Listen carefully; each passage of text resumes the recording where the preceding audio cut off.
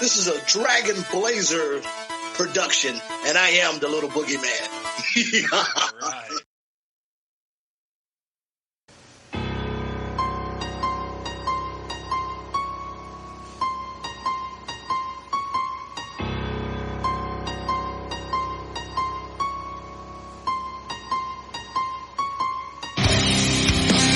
Coming down the aisle, your podcast tag team champions of the world, Boomer and Blaze.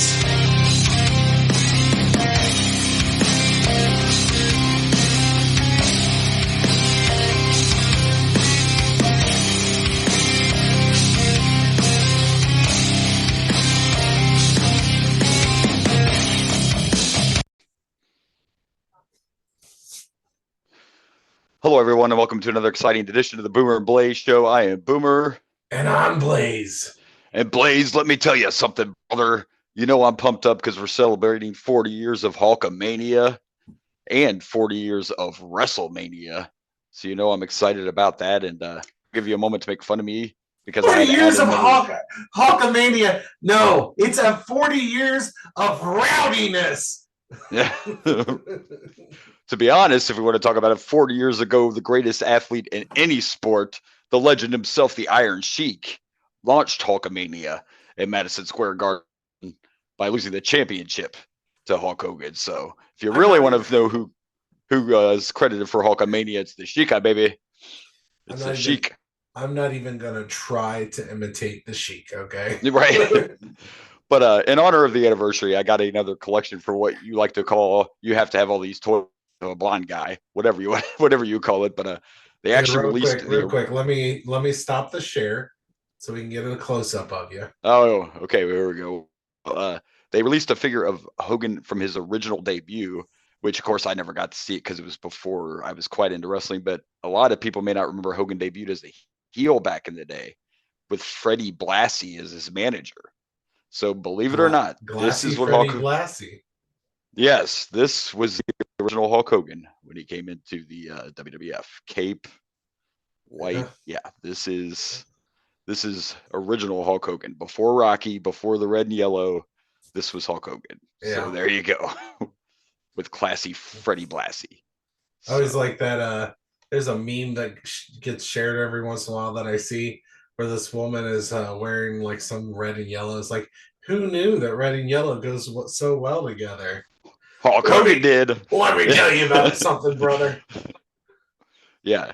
And of course, I've mentioned it on the show before, and it still blows my mind today that Jimmy Hart was the one that told him to use it, and it came from McDonald's. I mean, that's really Hulkamania. You know, red and yellow, brother. It's going to sell. People recognize that. It's all about marketing. So there you go. True. Well, here we're gonna start off on a sad note, and I'm sure that you probably do not know this gentleman. We always seem to do. Not always. It's been a while. Why do we always got to be sad at the beginning of our shows? When this stuff happens, we have to be. But we did lose a professional wrestler, somebody you may not be familiar with, but you will be soon when we get a few more years down the road here in WCW. But Ice Train passed away at the age of 56. His real name was Harold Hugh, I want to say. And I'm not going to knock the guy. He passed away. I remember Ice Train, but he was kind of a mid-card guy in WCW. He never really made it, to the big time. So I vaguely remember him. I've never heard of him. For those who watch AEW, he's like a Powerhouse Hobbs, reminds me a little bit of Ice Train. And there's been a few times that actually I could tell Hobbs is gear kind of paying tribute to Ice Train. But yeah, he never, like I said, he never got to make it real big. He was in WCW for a while. He was a singles guy. He was in a tag team with Scott Norton. At one time, they called him Fire and Ice. That's some 80s stuff right there, right? But 56, no cause of death. I mean, little Fire and Ice. No cause of death has been revealed yet, but 56 is still, that's kind of young. Yeah. And I don't think he might have done indies, but he was never in the WWF. I don't think probably walked away from wrestling. I'm guessing after he left WCW. I don't know a lot about him, and I apologize for that, but still, rest in peace, Ice Train. And like I said, we'll get into some Ice Train matches soon. I think it's early 90s, if I remember right. So you'll get to know him once we get, out of the Starcades and into WCW. So yeah, there you go. Never like to start off sad, but we had to start. You always do. But now we can laugh. So I'm going to backtrack a little bit to something we talked about last week, because I know I sent you a photo. You were probably like, Now I what the don't fuck feel is this like for? laughing. We will, though. So last week I was talking about Ted, and I was talking about how controversial his dad is and everything. And I'm almost done. I got one episode left for the first season, but I was watching episode 6 last night, and for some reason a lightning bolt hit me, and I figured it out. And I don't know if it's intentional or not, but on this series, the parents are definitely the bunkers. It hit me. That dad is a modern day Archie, and the mom. Have you watched the show yet? No, Have you I got haven't to checked watch it it out yet? yet. And the mom, this is the perfect example of what Ted's parents are. And she acts so much like Edith, like I said, a lightning bolt, and even sounds a little bit like Edith. So in a way, even though it sounds fucked up, Ted's kind of a modern day All in the Family. Yeah, I you mean, got to get into it. are you really shocked? I mean, look at the intro to Family Guy. It is literally recreating the All in the Family intro right there, playing the piano. Yes, exactly. Yeah. Seems today, all we Oh, know you is see? Yeah. on Yeah. TV. So Where those that's good definitely. old-fashioned I just had values. I just had one of those epiphany moments, and the niece is actually, there's no male character. I can't remember what the son-in-law's name was on All in the Family, but he's a director. Rob Reiner played him. They called him Meathead all the time. Can't think of his name. But the niece in Ted's show is kind of like him. She's a very free-thinking, totally Yeah. opposite of her uncle, and they clash all the time. In fact, episode 6 is about her having a girlfriend, but she says she's not a lesbian. She just loves who she loves. Very Pansexual. interesting episode, because you can imagine how he reacted to Oh, yeah. to finding out his niece is having lesbian actions. So anyway, there you go. That's definitely without a doubt. Obviously, Seth MacFarlane has to be, like you said, even the So, show Family Guy yeah, has Family Guy. Yeah. the tribute to All in the Family. So this has to definitely be a show he was a fan of. But check it out. We'll be able to talk about. I'm telling you, Mom's Edith Bunker, all the Yeah. way, no doubt. Yeah, no. Oh, Seth MacFarlane is 100% an All in Family fan. I've known that since Family Guy. So, and that's right, been since right. So 1999. So, right. So no shock that light bulb came on when I was watching it. Like that. This whole thing is like. I know there was no Ted in All in the Family, but it's definitely that kind of vibe for sure. So, all right, well, we're on to the NFL. We're down to the Final Four, baby. yes, we are. We are down to the I Final think Four. I'm all in on Detroit. Let's go Detroit. I mean, come on. It's a hell of a story. Well, They have I never know, and this is where we're going to take a little bit of a deep dive, and I don't know if you're in on this, but this is where we're going to take a little bit of a deep dive into the whole NFL conspiracy, and is the NFL rigged, predetermined? Now, if you go by the logo conspiracy, which for the last like 5 years has been accurate, to where colors on the logo that come out way before the game match the teams in it. If you look at our Super Bowl, that logo was blue and orange.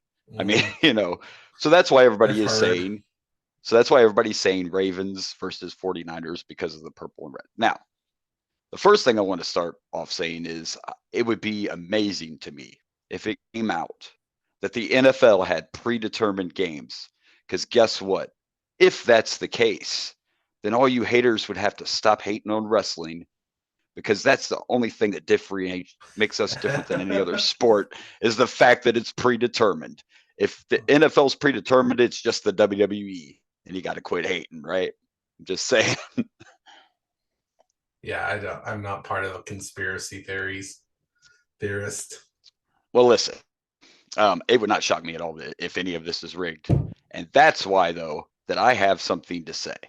It's not going to be San Francisco versus Baltimore. I sent you the graphic. There's a moneymaker here, and there is zero chance. This is a spoiler, folks, like Paul Heyman would say. Absolutely 100% the Super Bowl is going to be the Kansas City Chiefs versus the Detroit Lions in Las Vegas, with Taylor Swift and Eminem in the stadium for free. Oh. Swifties and stands. That's going to be your Super Bowl matchup. And why? Because money. Are you really going to sit here and tell me that they don't want to have Kansas City versus Detroit, because you have Detroit, who's the underdog, and let's see, which one of these doesn't fit in the Final Four? Oh, I know, the team that hasn't won 2 playoff games since 1954, by the way. 2 playoff games in one season, and the Lions haven't done that since 54. This is going to be your NFL matchup. You have the I mean, the underdog Lions versus the Chiefs. You have 2 megastars that will be there without you paying for them to be there. You're going to have Swifties who don't know anything about football watching it because of this. Like, this is going to be the Super Bowl. I'm betting you money. You have the Kelseys, the Swifties, the stands. This is my call. I want Detroit to go. I'm just saying, if there's such thing as an NFL conspiracy, they choose, this is going to be the Super Bowl. Come on, give me a break. Right. Saying. Now, this would be a cool... on my non-conspiracy side, I do want to see Detroit go. And why not the Lions? Yes, they have to go play in San Francisco, but let's be realistic. I'm not trying to knock the guy, but Brock Purdy is in the position he's in because of everyone around him, but he's not an elite quarterback. So, of course, the Detroit Lions could beat him. San Francisco is very talented, don't get me wrong, but why can't the Lions beat him? Who says they can't? And I can't root for the Ravens. I just can't. I'm sorry. Can't do it. The AFC is tough for me because I don't want to root for the Ravens, and Kansas City has been to the Super Bowl so many times. I don't want to see them go. So it's kind of a weird conundrum. So it is. I'm not happy on the AFC side either way. Although I do like Travis Kelce. I like Taylor Swift. So I guess I can root a little bit for KC just for those factors. But man, I do not want to see another Patrick Holmes winning the Super Bowl. Yeah. So they're probably going to go. And I guess I see this happening. I do like if this you go idea. If you go by the color conspiracy, it's going to be the Ravens. And technically, though, the red could be Kansas City or San Francisco. Everybody's saying San Francisco. I mean, and that purple looks like it could be a blue, but it's definitely not Detroit blue. They're like, we gotta, So anyway, I'm all in on the Lions. We don't have a team in it. I don't have to root for the AFC. I want to see the Lions go. I'd like to see the Lions win because I'm like you. I don't need to see the same thing all the time. Like, we just got Brady out of the fucking league, so we didn't have to see him in there every time. If I ain't got a dog in the race, I want to see teams that have never done it. The only person I want to see constantly in the Super Bowl is a little guy named Joe Burrow. Exactly. I'm cool with it. Then I'll watch it. Then I'll watch it all the time. But if that's not going to happen, then yes. I mean, it's going to be interesting. Realistically, anything could happen. I think in the Baltimore-Kansas City game, by the way, it's the first time there's been a championship game in Baltimore. It's the Colts were in Baltimore. The Ravens never had a championship home game. So, and they could win the Kansas City Ravens game. Both of these games I feel like can go either way because, again, I think Detroit is just as good as San Francisco, if not better. They have a better quarterback. They have a quarterback that's been there.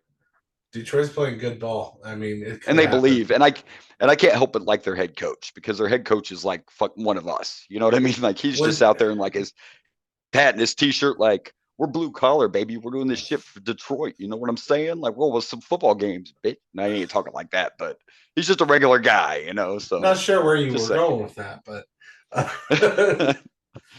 but just saying, I like the average Joe coach. What I'm hearing right now is they believe. They do, and maybe that's why they're winning, and we just don't know it. Maybe they got a little motivation from Bo. That's what happened. But all right, we're going to move on from the NFL, and we're going to go to some NXT, which neither one of us really watch a lot, so I don't quite understand totally why this happened. But The Rock's daughter made some history and didn't even have to step in the ring. William Regal made an appearance on NXT last night, and we found out that Ava is now the general manager of NXT at just 22 years old. So I'm curious about this. I mean, number one, it's kind of interesting that this happens right after The Rock, our next news got announced. Right. Is she not doing well with the wrestling side, so they want to put her in? Thank you. See, I don't know enough about this. That's my... Normally when somebody becomes a GM, it's after their career or it's during their career, but they're injured and they're not going to be able to wrestle for a long time. Maybe she's still too green. We don't watch. This is where we need some rage right here. You know what I mean? Like, I know he watches this stuff. He knows more about it than me. So I'm not sure exactly what it is either. I know her faction broke up, whatever they were called. I can't remember now. I know they broke up, but I'm not sure. Schism. Yeah. Schism. That's right. Tool. That's I only remember that it because of Tool. Yeah. Mm. So I'm not quite sure exactly what happened there, but either way, it keeps her on TV. It's just kind of weird. It's interesting though. But my guess is she's not. She still needs a lot of time. I don't know. I don't even know if she ever wrestled in NXT. I know she was on NXT, but I don't know if she ever got to wrestle. Right. So, like, is it we want you to keep training and before we really start building you up as a wrestler? So maybe this is what they want to do with her time. Or they don't know where they want to go with her next. And this is a way to keep her on TV and not just immediately like throw her into some other, crappy storyline. Or maybe there's a deep story here we don't know. There could be a story here already. You guys, there could be a story. Let us know. Like, we don't know. We don't watch it. I'm sorry. I don't watch NXT on a regular basis. What if in order for them to really properly finish Cody's story, The Rock is doing like a power grab storyline and playing the heel along with Roman, and then we have Roman versus The Rock. We got Roman, the family, and then we got The Rock is like, he's like, I'm taking control. I have my daughter taking control of NXT. Like, maybe it's something along those lines. I don't know. We're gonna get to that Rock news next, but we're also gonna get to Cody's story, and it looks like Cody's story is not gonna finish like we thought it was, because I have the rumored WrestleMania card. We'll get to that in a minute. But next, we're gonna talk about how you were saying The Rock's taking power, because without even facing Roman, Rock's kind of become the head of the table now. Yeah. The Rock is now officially on the board of directors of TKO, the company that owns, of course, UFC and WWE. Not only that, on the same day this deal happened, I'm sure it's a coincidence, and a lot of people may be shocked this didn't happen a long time ago, but on the same day that he gets his seat on the board of directors, he now officially owns the name The Rock, which he has not owned all this time. That was a WWE property. So he is now on the board of directors and owns his name. He was also actually on ESPN this week and was asked by Stephen Smith, if there's a chance of seeing him and Roman at WrestleMania 40. And as he was grinning with this big shit-eating grin on his face, he's like, there's a chance. Sure. Wink, wink. There's a chance. There's a chance it might happen. But this is interesting, though, because he was for sale that The Rock tried to purchase WWE, but his company couldn't match what TKO offered. So, but hey, you get on the board of directors. That's kind of doesn't put you in charge, but you're in there. Yeah. You're in there. So, what a fucking world we live in, man. We grew up watching these guys wrestling. It's 2024, and Triple H is running WWE, and Rock is on the board of directors. Is this will somebody pinch me? Is this real? What do we? I'm just waiting for Stone Cold to show up in some kind of role. I'm surprised he isn't on there. But I guess it's a crazy time, man. It's a crazy time. I guess it's a reality. I guess in fairness, Stone Cold is their cash cow. Like, how many shows star Stone Cold? They got the Broken Skull sessions and like that one where he goes and works at different locations. Stone Cold Does America. Yeah. Is this Beavis and Butthead? Well, remember now he had said after he fought Owens that he would be willing to do another Mania match, but he wanted to know like more ahead of time so he could better prepare. And there was an early rumor that maybe it would be Punk and Austin, but we may not see Austin at WrestleMania 40. Again, we're going to get to that in a minute because I have a few rumors that make sense that I didn't see coming. But so there you go. Rock is now on the board of directors. Before we get into the Rumble, we have to talk about what has to be the biggest wrestling news of the week, because starting next year, for the first time ever, Monday Night Raw will no longer be on broadcast television. Monday Night Raw is not going to be the longest running syndicated weekly episodic television show, because Monday Night Raw is going to Netflix. I didn't see this coming. No. And when they said it was going to Netflix, I thought maybe that just meant that's where you could watch, kind of like Peacock, but no, they are leaving live television. Monday Night Raw. Let me backtrack. They're not going to be on broadcast television. Monday Night Raw will still be live, but it's not going to be on cable. It's going to be on Netflix. Also, if you are a Netflix subscriber and you what is it now, $15, I think, a month for the commercial free, then you will get to watch Raw with no commercials. But it will still be programmed for spots for advertisements. So even if you have the commercial free, you're probably going to watch a headlock or something like that for the commercial break. But this is big stuff. By the way, $5 billion deal. What do you think about that, buddy? I'm surprised that Peacock didn't do it. Man. And it's a little interesting, right? But see, the thing is, too, that for those of you that don't understand how they can do this, you got to remember, all Peacock did was bought the network. Peacock doesn't have any rights exclusively to any of this. They just have the network. I know, but I'm surprised Peacock didn't, maybe they didn't want to pony up that dough, I don't know. But so the deal is actually for, it sounds like a sports contract. The deal is actually for 10 years. But Netflix has the option of ending the contract after 5 years, and also have the option to extend the contract. So we'll see how that goes. But if it goes the full 10 years, it's $5 billion. So I got rid of Netflix a while ago and haven't had it. But it looks like I'm going to be getting Netflix back, I guess. No. I missed the sharing. I don't know. But here's the thing. But here's the thing for me, though, too. If you're gonna continue to show the replays on Peacock, then do I really need to pay for Netflix? Unless I insist on watching Raw live. I mean, I barely watch Raw now. I just don't have time. Here's the thing, though. This is where they get you. On the cock, number one. On the cock. The new episodes do not show up until like months later, or maybe it's weeks. It might be like a month. Like a new episode of Raw is not on there until like a month after it already aired. And two, right. Also on the cock, also on Hulu, it's only half of Raw.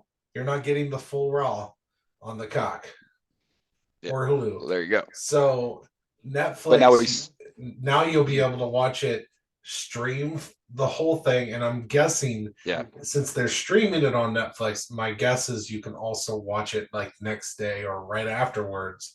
The full that would be my assumption. The full Raw. And of course, WWE is not completely leaving television. NXT is moving to the CW, and SmackDown is going to be going to USA. Right. So, and we didn't get to talk about it last week, but I know Tony Khan's taken a little bit of sigh of relief, because I forgot to bring it up last week. But Warner Media was actually interested in getting Raw, which Warner Media owns TBS and TNT and all that. So there for a minute, AEW was like, but this is good for AEW and even TNA, because this is going to free up a little bit more networks that may be interested in carrying wrestling. So this could be good for the other companies as well. True. Maybe they can get some better, or for AEW's case, they can keep their TV deal more than likely, now that WWE's off the table. So there you go. We're all moving to Netflix. It's just crazy. We were both around for the very first episode of Monday Night Raw. And now here we are, 2024, and Raw's no longer going to be on television. That's kind of insane. But there you go. Kinda interesting stuff. But I get it. I mean, it's a streaming world, right? I'd assume in a few more years, I could see network TV going away pretty much completely. I mean, everything's going to streaming. We'll see. I mean, I'm honestly still have cable right now, but there. I mean, me too. And I'm surprised they can charge what they still charge people for this stuff. Like, I don't have cable. You know why? I live in a big city. I don't need cable. There's an antenna in my window. And then I have a couple of streaming apps. That's all I need. I don't need to pay you $90 a month for nothing on my television. Maybe if they drop the price, cable might not die like the dodo that quickly, but right. But some people, when they tell me, I'm just like, wow, why would you pay that? There's so many options now. You don't need to pay that, Yeah. Not to throw out all my personal business, but I pay like $20-something a month for my internet, and then I just stream everything. Like, what are we doing here? No, Time Warner, I don't want your internet or your cable for $80 a month. Right. Thank you. Good. Anyway, that's neither here or there. But there you go. All right, we're gonna talk some Royal Rumble and WrestleMania news here in a moment. And what happened on Raw. Seth did come out and address his injury, and I'm trying to figure out if this is all legit or a work yet. I'm not quite sure. Like the reports are saying he has a torn MCL, a partial tear in his meniscus as well. So, but he played it off on Raw like he said, "I'm not going anywhere, and I'm going to rehab, and I'm not doing anything unless they make me." So I don't know if this is WWE buying time, or if they're just going to hope Seth really can wrestle at Mania, or if it's story, or if it's just kind of blended in. That's the rumor I heard is that it's that it was diagnosed as like a 4-week injury, so they're hoping that he will be recovered right in time for WrestleMania.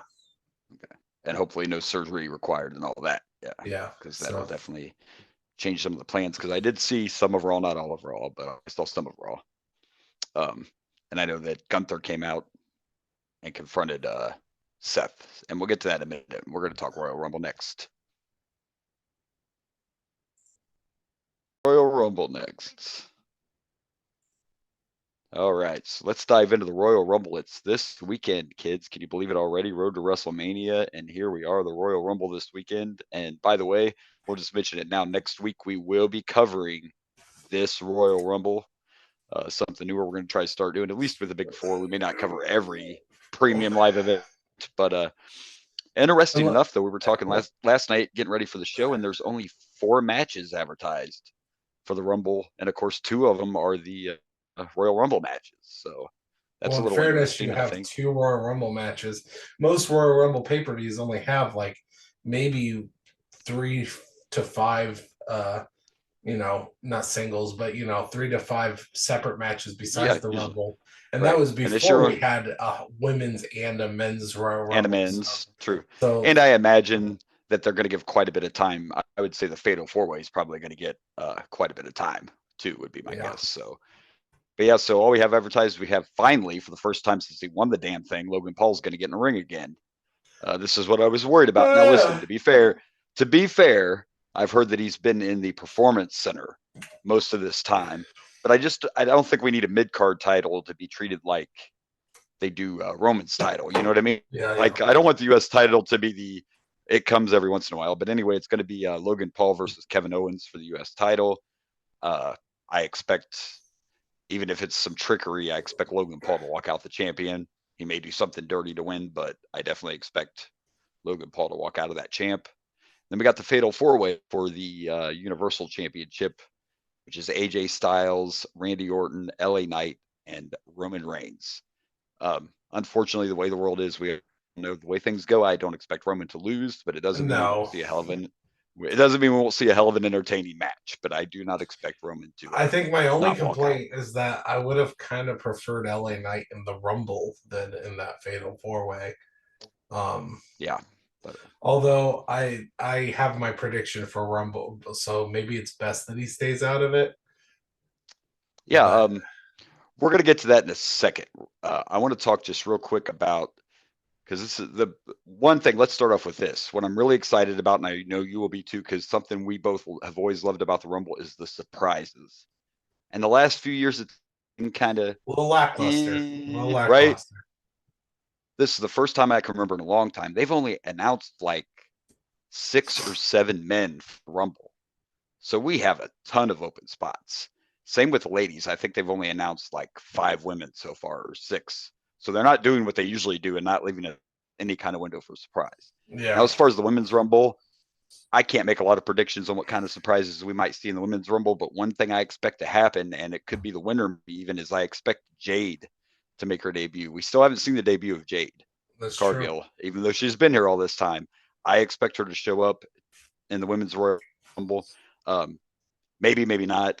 I'll give my early prediction. I think we got to give prediction on these matches. I feel we should do that. Well, as for the first 2, I think I agree with you. Both titles are But staying. Logan, Roman, yeah, the titles are staying. As far as the women's match, Jade could be a wild card. I don't know if she's going to be in it, but I'm going to pick Bailey because I think I see Bailey and Io eventually. I think that faction is going to break up. I think they're going to fit each other. So I'm choosing Bailey to win the women's Royal Rumble match. Son of a bitch. It's exactly who I was going to pick. Well, what's wrong with that? He hates agreeing with me, this guy. Fucker. Like, I can't agree with him. Yeah. So that's my pick for the women's match. If it's like not Bailey, I'm going to go with a different pick. I agree with you. I think it's probably Bailey. I'm going to go with Jade Cargill. I think if you really want to really step it up and show her as this dominant woman that just came in finally, yeah. what better way to do that is her first appearance winning the Royal Rumble. Right. And I'm sure she's been working on her skills and everything this whole time, even though she's not super green, but she kind of like she was grown in AEW. But I don't expect Jade I've to go to literally NXT. seen her in green paint, so she has been. I don't expect her to see Jade in NXT. I think she'll go right to the main roster. This would be a way to debut her. One other one that may sound crazy, but it's not out of the realm of possibility, is we could see AJ Lee show up. I would love to see AJ Lee. I haven't seen AJ Lee in forever. No one has. There's been rumors that she is. Of course, there was videos shown of her training with Punk, and people tried to turn that into like she's trained. But that footage was from when he was doing. They were both doing the show Heels. They both guest starred on Heels, and that's why they were in the ring working on, because she hadn't been in the ring in a long time. But it went from that turned into, she's coming back. But it is a possibility she may come back. Now, if we look at the men's Royal Rumble, dude, I've heard all sorts of rumors about who may show up at the men's Royal Rumble, and a lot of them are pretty believable. I wouldn't be surprised to see Brock come back in the Rumble. That would be a good spot. Yeah. I don't know if you saw it on Raw, and I know you might cringe a little, but Hogan teased that he may be in the Rumble. But here's how I feel about this, okay?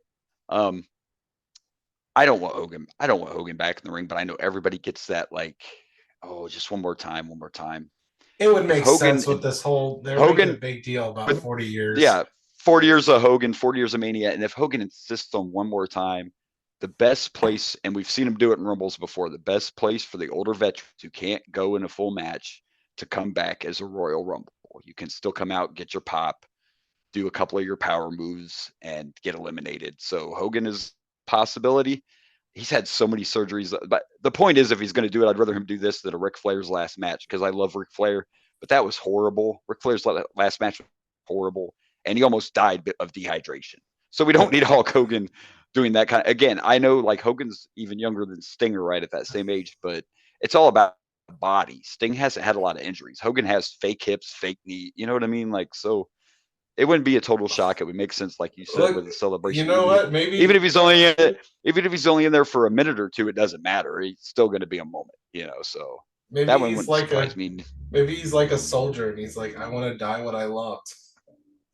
I mean, Ric Flair's flat out said, "I want to die in the ring." That's what Flair said. Yeah, some other possibilities and rumor. Sean Spears. I don't know if you remember him from WWE. He was called Ty Dillinger, I think. He was the perfect 10. He was the perfect 10. That's right. Yes. Okay. Well, he was released from AEW, and over the weekend he tweeted out number 10. You can take it how you want. He X'd out, posted, whatever. But so some people are wondering if he's going to come back to WWE and appear in the Rumble and maybe even come out in the number 10 spot. So there's another rumor. Maybe he was just sharing that on the X because he refuses to go by the Roman numeral 10. There you go. I think this is one of those cases though that he didn't have the greatest character in WWE. I thought that I liked the perfect 10 actually. Well, I didn't dig it. He didn't like it. He didn't like the way he was being used. Then you leave and you find out the grass isn't greener on the other side, and now he's like, look, I'll be the perfect 10, the perfect 0. I don't care. Just take me back. I liked him better in AEW. He was Sean Spears. He called himself the chairman because one of the first things he did was busted Cody open with a chair when Cody in AEW, and he hit the shot accidentally the wrong way and literally busted Cody open. He actually took some shit for that. So he did what any good heel would do, and he turned that into his character and called himself the chairman, So Yeah. well, kind of like when Owen broke Stone Cold's neck and he took the ball and ran with it. That's what Shawn Oh my Spears did gosh, in yeah, that AEW. was. He busted open Cody accidentally very badly and gave him a concussion, and he just ran with it and started calling himself the chairman. So there you go. So he could be a possibility. The other rumors I've heard is Mr. Anderson. If you remember Mr. Kennedy. I'm sorry, he was Kennedy in WWE. Kennedy! He was Mr. Anderson. I love He was Mr. He was Mr. Anderson in TNA. So I loved Kennedy too. The problem was he pissed off the wrong people backstage. That's what happened in his career. If you know who got the pull backstage, don't piss those guys off. So anyway. I liked Mr. Kennedy. I loved his entrance. Me too. I guess Stone Cold could be a possibility. I haven't heard that, but hey, anything's possible. And X-Pac is another rumor I've heard. And I don't know if you've seen X-Pac lately, but X-Pac's in better shape now than he's ever been in his whole career. Like as little as he is, X-Pac is jet right now. So there's another rumor. All I hope, man, is we get a few. I'm not saying we have to have 10 surprises, but it's the Rumble. Got to give us some surprises. You got to. We're building to a huge anniversary of Mania and everything. 40 years. So yeah, that would be cool. Because the Royal Rumble's always been one of my favorites, and I just want some of the, when I think back of some of my favorite moments, like when it would have been Royal Rumble 89 or 90, Royal Rumble 90, when Hogan and Warrior were in the ring together and just staring each other down. That's one of my earliest favorite Royal Rumble memories. The casket match, Yoko and Undertaker casket match at the Royal Rumble. That's one of my favorite memories, when it took like 80 guys to put, Undertaker in the casket. So looking forward to it, but we got to talk about who we think's going to win the men's Rumble. And originally, I guess before I make my pick, there was a part of me that thought Cody was going to win again. He would be the first person since Stone Cold to win back-to-back Rumbles. My original pick was Punk, but now with these new rumors of what's going to supposedly the WrestleMania matches are going to be, I'm not sure. And I don't know if you got to see Raw, but on Raw we got a promo between Punk and Cody, which, by the way, was totally fine. I watched it. It was fucking amazing. Yeah. When Punk was like, Cody, thought you were going to finish your story, and then here comes a star that's bigger than you, or some shit like that. Like, he just burned the hell out of him. And then, of course, Gunther confronted Seth. So here's the new Mania rumor, and I never once stopped and thought of this, because we've been discussing about how's Cody going to finish his story, and what if Punk gets the championship match, and blah, blah, blah. Well, here's your new rumor for WrestleMania. Obviously, Roman versus Rock. Punk versus Cody, with neither one of them in the title match. Gunther wins the Royal Rumble and challenges Seth, champion versus champion at Mania. So that's the rumor, that they're going to have Punk versus Cody. That if that's the case, then I see some shit going down in the Rumble. I think if they're face each other and neither one of them are getting the title match, then one of them has to screw the other one in the Royal Rumble, right? Isn't that the best way to set it up? I never once thought about Punk versus Cody and neither one of them having a title match, but that is the new rumor for WrestleMania. I'm sticking with Punk. I think Punk is winning it. Gunther, I would not hate. I would not hate Gunther winning the Royal Rumble, but I think it's Punk. Well, I don't. If it's going to be Punk versus Cody at Mania, then I don't see any reason that Punk would win the Rumble. And that's the rumor right now, is Punk's not going to get the world title shot. They're going to give it to Gunther. So I think it's going to be CM Punk versus Seth Rollins for the title. Because, I mean, that's the story's there. I mean, did it unless something's changed, because I guess I haven't watched the last couple of weeks. Unless something changed, Seth said, I'm never, he refuses to defend it. But if Punk wins the title, he has no choice. So right there's your story. CM Punk wins the Royal Rumble, and it's Seth versus CM Punk. I think you might. Then I think that Cody is winning the Elimination Chamber. That's going to be for the number one contendership or something, and then he gets inserted in the main event, and we're going to have a triple threat between Cody, The Rock, and the head of the table, Roman Reigns. That's my prediction. Cody is going to see what happens. And I think I'm going to both of them, The Rock and he finishes his story. which I campaigned for so much last year, but I don't know. I think I'm going to go with this, and what I'm hearing from my sources, I think Gunther's going to win the Rumble, and I think that Punk and Cody are going to somehow, like, one of them is going to end up getting eliminated, and then he's going to end up eliminating. It's going to be like one of those old school, like when Sid got pulled out by Hulk Hogan. I think it's going to be one of those deals, which will set up Punk versus Cody at WrestleMania. I think, saying that, I think Cody is going to finish his story. I just don't think it's going to happen at Mania. I think it's going to happen after WrestleMania. I think it's going to be Roman versus Rock, and as crazy as it sounds, I think Roman's going to go over. I think Roman's going to beat Rock, and this reign of terror is still going to continue, whether we want it to or not. So that's my prediction. Interesting to see what happens. All right. Let's see. I want to make sure I don't forget everything. I went back to notes. I went back to my old schools because I don't want to forget stuff. You know what I mean? But I think we've discussed everything, right? We talked the Rumble. We talked Raw. Of course, we got our one other thing. We talked about Netflix on there. Wasn't talking about the other thing. You gave me one more picture. Oh, let me look at my pictures. That's why I did I'll that, right? I'm like, right I sent everything in order. Here we go. He's just going to show. Oh, there we go. 2K. How can I forget about talking about 2K? Let's talk about 2K. Thank you. Little behind the scenes, we're having to use some different software, and we have to stop and start sometimes. So I got kind of, but it's fine anyway. So this is a first. This is actually, we got the cover starter for 2K, and the standard edition Cody is on. There is also a 40 years of WrestleMania cover, and then there's this one. This is the deluxe edition, and the reason I chose to share this one is because this is the first time ever there's been an all-female cover for a WWE game.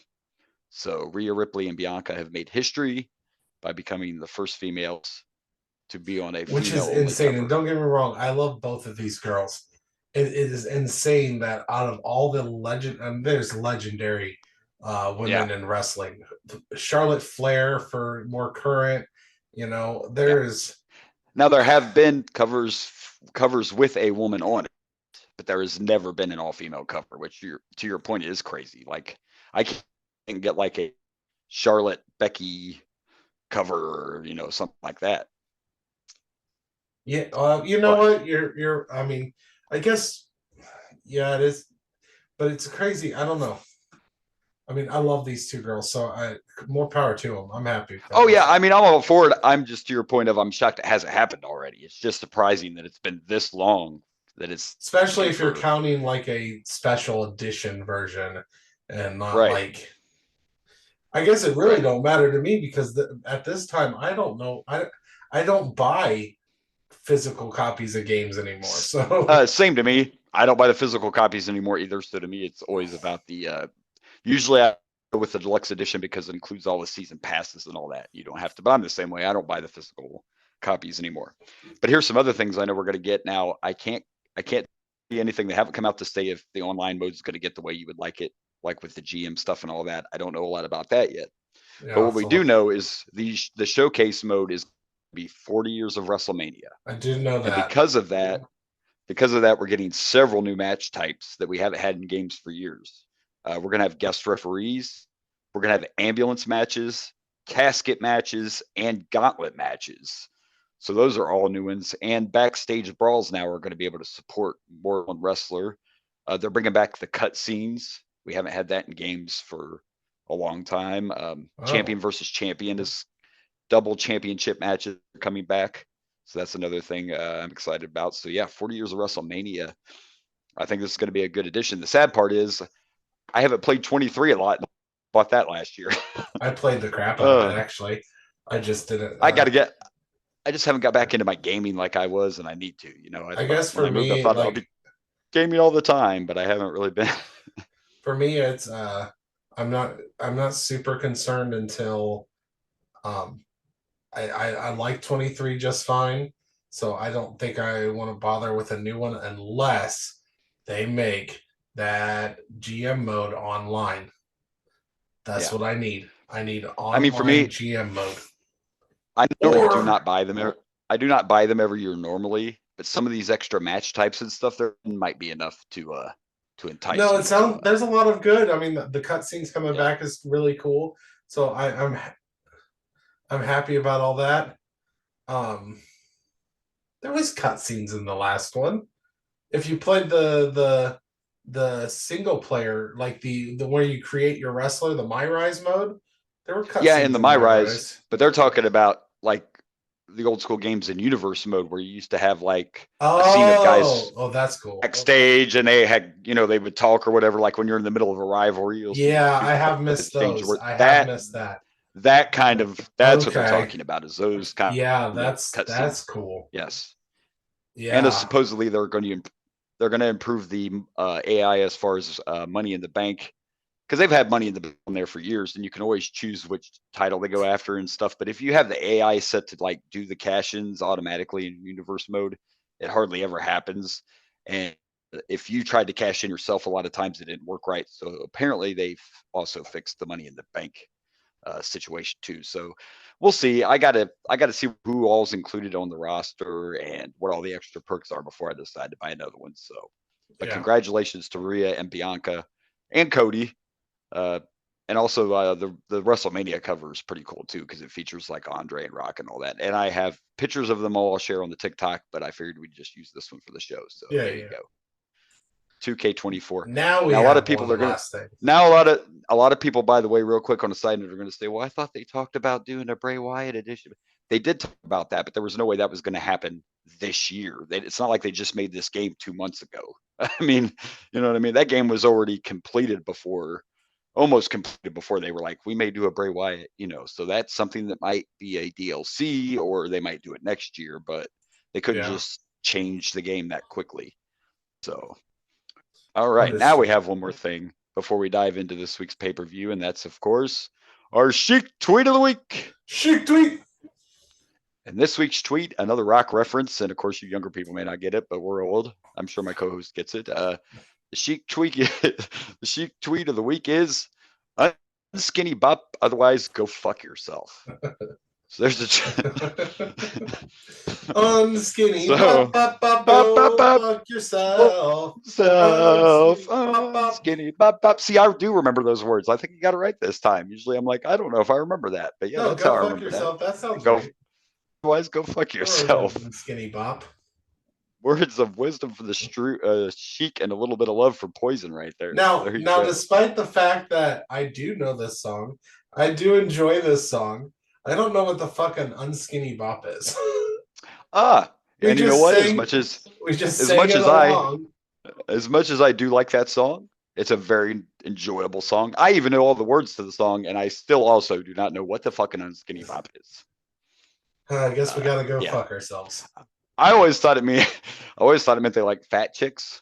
That would make sense to me, like unskinny, because if you're not skinny, you're unskinny. I mean, yeah, I guess. Was it like I'm gonna look. Maybe I should look up the lyrics That was and a like read them. thing in the time, Yeah. I mean, you got fat bottom girls. I mean, maybe it could be. Maybe it was about a song about fat chicks. It was probably about something absolutely horrible. We're just jiving along. Yeah, has nothing to do with women. Skinny pop pop. Yeah. Yeah, that's funny you say that, because the older you get, like I've realized the older I get, some songs that I like are really bad songs. Like some of them are horrible. Oh yeah. If you actually start listening to the lyrics of some songs, that's a whole nother podcast. But I'm just saying. This one's not like dark horrible, but like no, but Escape here's a random example. Song. Oh, I was giving That's one one too. And it's about a dude trying to cheat on his wife, and his wife trying to cheat on him, and then they're like, it's cool. It's cool. Yeah. Bruce Springsteen, I'm on fire. Now that I actually listen to the words, I'm pretty sure it's about him having a crush on an underage child. There is a ridiculously large amount of songs in rock about what was that one song? I'll have to think about it. There's one song where like one of the first things is him complaining about the dad getting upset about him trying to get with his underage daughter. Yeah, well, and I mean, come on, like I'm on Fire starts out, hey little girl, is your daddy home? Or did he go and leave you all alone? I got a bad desire. Oh, I'm on fire. That's not when I was a kid, I just thought it was a catchy tune, and now I'm like, dude, wait a second, what are you saying? So many songs. There's really so many songs. So many songs. So many. But it's anyway, very that's concerning, and I love rock music from those eras, but so many it's kind of songs. like the white guy that did the whole stand-up routine about singing the lyrics to "Baby It's Cold Outside" and singing the lyrics to "Wet Ass Pussy." Yeah, they were trying to cancel, But anyway, all right. Well, we made it through our pregame gibberish, and we are about to check out Capital Carnage, a one from 1998. If you guys want to follow along, get your cock out, and Time to bring out that just cock. type out. Yeah, if you just type in Capital Carnage, only 3 pay-per-views will come up, so it's not hard to find. You can just start typing Capital. Legacy pay-per-views, I found it entertaining that Capital Carnage was right next to One Night Only, the other London pay-per-view that I know of. Right. All right. Actually, I think Capital Punishment was also a one-off, because at first that's what you thought this was. Remember, you thought it was the Capital Punishment pay-per-view. But no, that's the famous main event with R-Truth and John Cena and Little Jimmy. But anyway, here we go. 1998 Capital Carnage. Let's check it out.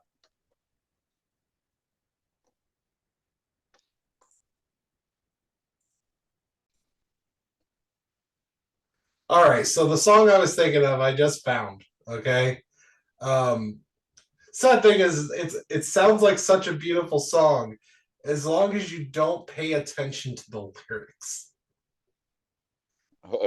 Tell me if you remember this one. 1 second, let me get it up here. I don't mean that in any kind of sexual way. Let me just get it up. He says this one, he has cock out. Let me get this up. Oh, the cock's already out, The cock is always out. All right, here we go. We're just going to listen to a little snippet at the beginning here. Recognizing this so far? I don't hear any music. Oh, you don't hear anything? Nope. Here, let me sing along for you. Here we go. I'm sharing the screen and you should be seeing it. I see everything, but I just don't hear anything. She's just 16 years old, living alone, they say. Since fools. What does that say? Benny Mardos? Benny Mardones, Into the Night. If I could fly, I'd lift you up. I'd take you into the night and show you a love ever seen. Yeah, well, even for the video, without hearing anything, I could. Oh my god! The dad was like, "Get the fuck away!" And he's like outside the window now. Like, it gets better because he gets on a magic carpet ride with her. Pretty sure. I bet situation. And the actors they played, they did not try to hide the fact that looks like a child. That looks like a 16-year-old girl. It does not look like definitely a looks like 20-year-old playing a 16-year-old. That looks like a 16-year-old. What the hell were you thinking, Benny Martinez? I don't understand. And the song, I listened to it. I loved it for the longest time. And it doesn't help that Benny Mardones looks like a 40-year-old man and just kind of scary looking. Like, look at those eyes. I mean, he's a little. There's darkness behind those eyes. Yeah. I think, I'm kind of getting the I want to wear you as a human skin suit vibe. You know what I mean? Like, I need a new jacket. What are you doing tonight? I need a new jacket. There's more than a concern for that young girl's virginity. There's also a slight concern for her health. There's a lot of concern right now, and I'm really upset and worried about her. And it's a little rough. It's ouch. That's and the video just makes it look worse. I mean, right off the bat, it's like, she's just 16 years old. Leave her. Like, the dad is literally telling you to leave her alone. Surprisingly, and you creep around the house. Surprisingly, he doesn't punch him in the face. Yeah, then you go to her window and then you take her out on a red carpet ride. I saw a comment when I searched this video up, saw a comment that was like, sir, get off the magic carpet and put your hands behind your back. It's like, wow. it's like, it's so, like, he's got a beautiful voice. He's got a great voice. And the song is just catchy as hell. But it leaves a bad taste in your mouth if you are singing it. Hey, it's like what it's is just going like on? She's only it's 17. just like Another one. it's just like every it's just like every breath you take. One of the most popular songs ever, but if you really listen to it, the dude's a fucking stalker. Like Right. literally, it's the super stalker song, and everybody's like, "I love every breath you take." He's stalking you. Yes. He's telling you he's stalking you. I see you shower. I see you eat. I see you go to work. I'm a stalker. Yeah. So good stuff. Yeah, All right. Well, here we go. A lot We're of dark songs. a lot of dark songs. We are diving into Capital Carnage. And it makes sense, by the way, why I don't remember this, because you couldn't watch this pay-per-view in the US. It wasn't only in the UK, it was exclusively a UK pay-per-view. So that would be why I don't remember this. They announced that actually at the beginning. They said exclusively on Skybox. Yeah, But it took when place. I was looking up the poster art, it also said that it was only in the UK. So yeah. I was aware of that as well. I didn't realize that they only, because they've had them in the UK before. I didn't realize it was an exclusive, which is probably why we just did Starrcade last week, but this one kind of feels like a Starrcade because there's like 87 matches. But I assume they're just trying to squeeze in as much as they can for this crowd. But this took place December 6th, 1998 at the London Arena in London, England. And there were 10,000. That's crazy if you think about how big Raws are now. There were 10,441 people at this pay-per-view. I imagine we get like what 30,000 people at a Mania now, and you had 10,000 people here. But and we have Jim Ross and Jerry Lawler on commentary. Something sad does happen on this pay-per-view. I don't know at what point it does, so I just want to kind of make you aware so you're not like, oh my gosh, what? But some point during this pay-per-view, Jim Ross has a Bell's palsy attack on air. Oh, so oh no! I don't know if they're going to edit that out because I have no idea when this was his second one. I don't know when it happens. I don't know if we'll be able to tell it happened. I don't know if they're going to edit it out, but that did happen at this pay-per-view. It was his second Bell's palsy attack. So here we go. We go to the kickoff, the pay-per-view, and our very first match is Gangrel. And by the way, I know Gangrel probably wasn't the huge star and all that, but the whole Brood vibe and like that song, like that was one of my favorite entrances. Oh yeah, back in the day. And we got the full Brood too. We got Christian and Edge. He spit the blood out into the crowd, and his opponent was Al Snow and Head. And dude, I've never seen so much head in one place in my life. You know what I mean? There was a lot of head in that crowd. I'm just saying there was a lot of head, and and I love the ring announcers even made sure to say being accompanied to the ring by Head. Al Snow, you got to give it respect, you know. He's full job squad now, and yeah, there was at least a dozen styrofoam fucking heads in the audience, and everybody just shaking them like crazy. They were probably pretty good match that shit back then. I mean, come on. Probably Gangrel even got a little bit of a cheer too, so the crowd's hot, they're into it. But again, this was a time when they didn't get this very often. Like nobody overseas got WWE pay-per-views very often, so the crowd was into it. It was a pretty decent match. The only complaint I had was at the end when Gangrel put Al Snow up in the corner, and Al tried to do a spinning DDT off the top rope, and it landed really softly and looked really horrible. Yeah. Other than that, it was a pretty good match. There was that other spot. Al Snow did an amazing moonsault off the top rope, and Gangrel was supposed to move out of the way, and he didn't quite move all the way out of the way. So he kind of caught him a little bit like on the head, but not that head, the other head, his head. Not Al Snow's head and not the head, but Gangrel's head. That's a lot of head. I don't know. There's so much head in this match. I don't know what I'm doing. But you're all right. We did get to see the rest of the Brood as Christian came out and distracted the referee. And as soon as he did, Al Snow grabbed Head, and Head took out Gangrel. But then Edge snuck in on the other side and missile drop kicked him from the top rope, and Gangrel got the win.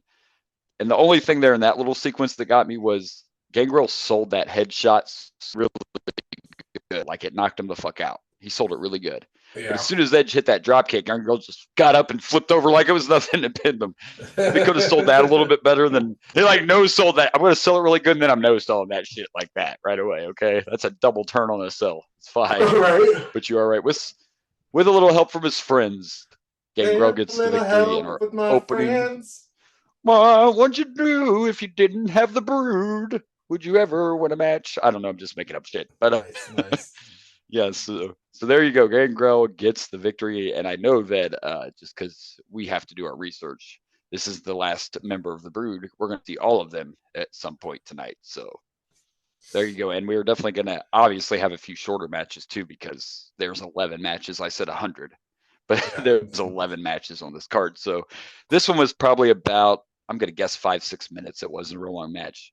We'll probably have a couple that are 2 minutes or 3 minutes, I'm guessing, with all these. So there you go. We kick it off. Al Snow and Head lose to the Brood. So that's sad. And we learned that Benny sings about underage girls that he shouldn't be around. Is he in jail now? I don't know. But anyway, I don't know. I don't know how all these rockers get away with these songs. It's all about the Illuminati, baby. Anyway, well, we're not going to go. Okay, wait a minute.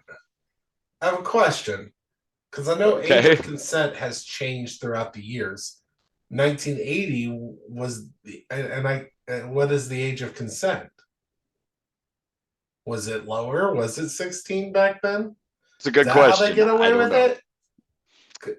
I mean, the thing is what it really comes down to is, which is something people, it's just a song. That's how they get away with it. It's just a song. It's just a song. I mean, fair enough. I mean, I'm just curious how if he ever gets away with it. Because the truth is, and I'm guilty of it a little bit too, is a lot of people they listen to music, but they don't listen to songs. Make sense? His voice was too like we were just talking about. You don't always hear the lyrics. Like when I was a kid, there were a lot of songs I loved, but that don't necessarily mean I heard all the lyrics. I like the beat, I like the music, I like the voice. Yeah, it's kind of one of those deals. That's how they get away with it. Yeah. My opinion. I just find this stuff fascinating. Hey, little girl. Hey, little girl, is your daddy home? You creeperoo Springsteen. It's all crazy. The Macarena is about a threesome. Yes. But of course, a lot of people don't. That's what I'm saying. Like most songs have some kind of, no matter what they're about. Between three consenting adults is fine. We're not. It's just funny that my 16-year-old self was doing the Macarena, and it's about a threesome. It's also not gay in a three-way, kids. Remember that golden rule. Actually, Macarena right. Came out in '95, wasn't it? Was it 95? It might have been. It was. So I was like 13. Somewhere. Yeah, doing the Macarena. You dirty little boy. You dirty little boy.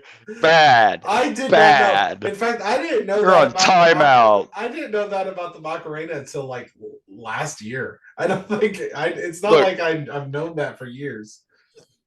I was actually talking about it at work one day how my parents were cool and let me listen to like whatever I wanted to. Because, for example, when Dr. Dre and Snoop came out, we were young. I mean, Chronic probably came out and we were like 13. But I didn't know exactly what weed was and hose and, that's the difference. I just knew I liked the music. Smoke, and I'd be like, smoke weed every day, but I'd never seen weed in my life, at that point. So, yeah, it's what it is. But anyway, we're not going to do the Macarena, and we're not going into the night, but let's see what's next on Capital. Whatever. Macarena. So what? Yeah, what? We haven't ranked or. It says we're still recording. Yeah, we haven't given we didn't grades yet. No. Oh, we do. My bad. I said let's go away, and we didn't even agree to match. Yeah. What do you give? I was so into the Macarena that I just got distracted. Hey, you know what? It was a good kickoff match. It was decent. It was short, but it was fun, except for that little, that one little botch. So I'm gonna go. I'm gonna give it 2.5 heads. 2.5. 2.5 heads. I'm gonna go 2.5 heads. I'm gonna go the opposite way. I'm gonna go with 2 interviews with the vampire. Touche. Touche. By the way, say that one more time. What did you call that movie?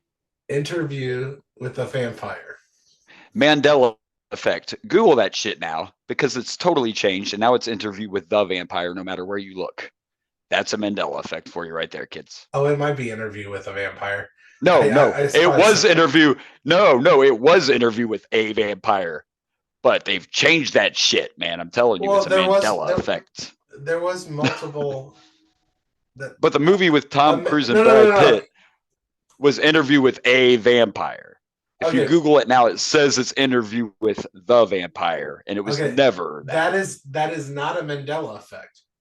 If they changed it, it's not a Mandela Effect. A Mandela Effect is when, for the longest time, you think it's one thing, and then you find out it's actually something else. If they changed it, that's a change and not a Mandela Effect. They didn't say they changed it. I'm just telling you that if you Google it, you can't find Interview with a Vampire. So it is a Mandela Effect because that shit was Interview with a Vampire, not the Vampire. That's some bullshit, and I know it. It's like Britney Spears' music video. Hit Me Baby One More Time. Britney Spears was wearing a plaid skirt in that music video, and if you watch it now, that skirt's fucking black. I am telling you. Mandela, baby. Mandela, we just think of it as a plaid because that's what schoolgirl outfits traditionally have. Mandela effects. Very interesting. I like watching. There's a YouTube channel that just shares a bunch of Mandela effects. And I follow I can't remember her name. I follow a girl on TikTok that does it all the time. Does Mandela effects. It's I can't remember her name. What I'm listening to. I think it's like a British dude. So no, they never came out and said they changed the name of that movie, but I and a lot of other people swear that movie was Interview with a Vampire. But if you look it up, it is Interview with the Vampire. Right. So there you go. Anyway, now that we graded our match, now we can see what's next. Now, yes.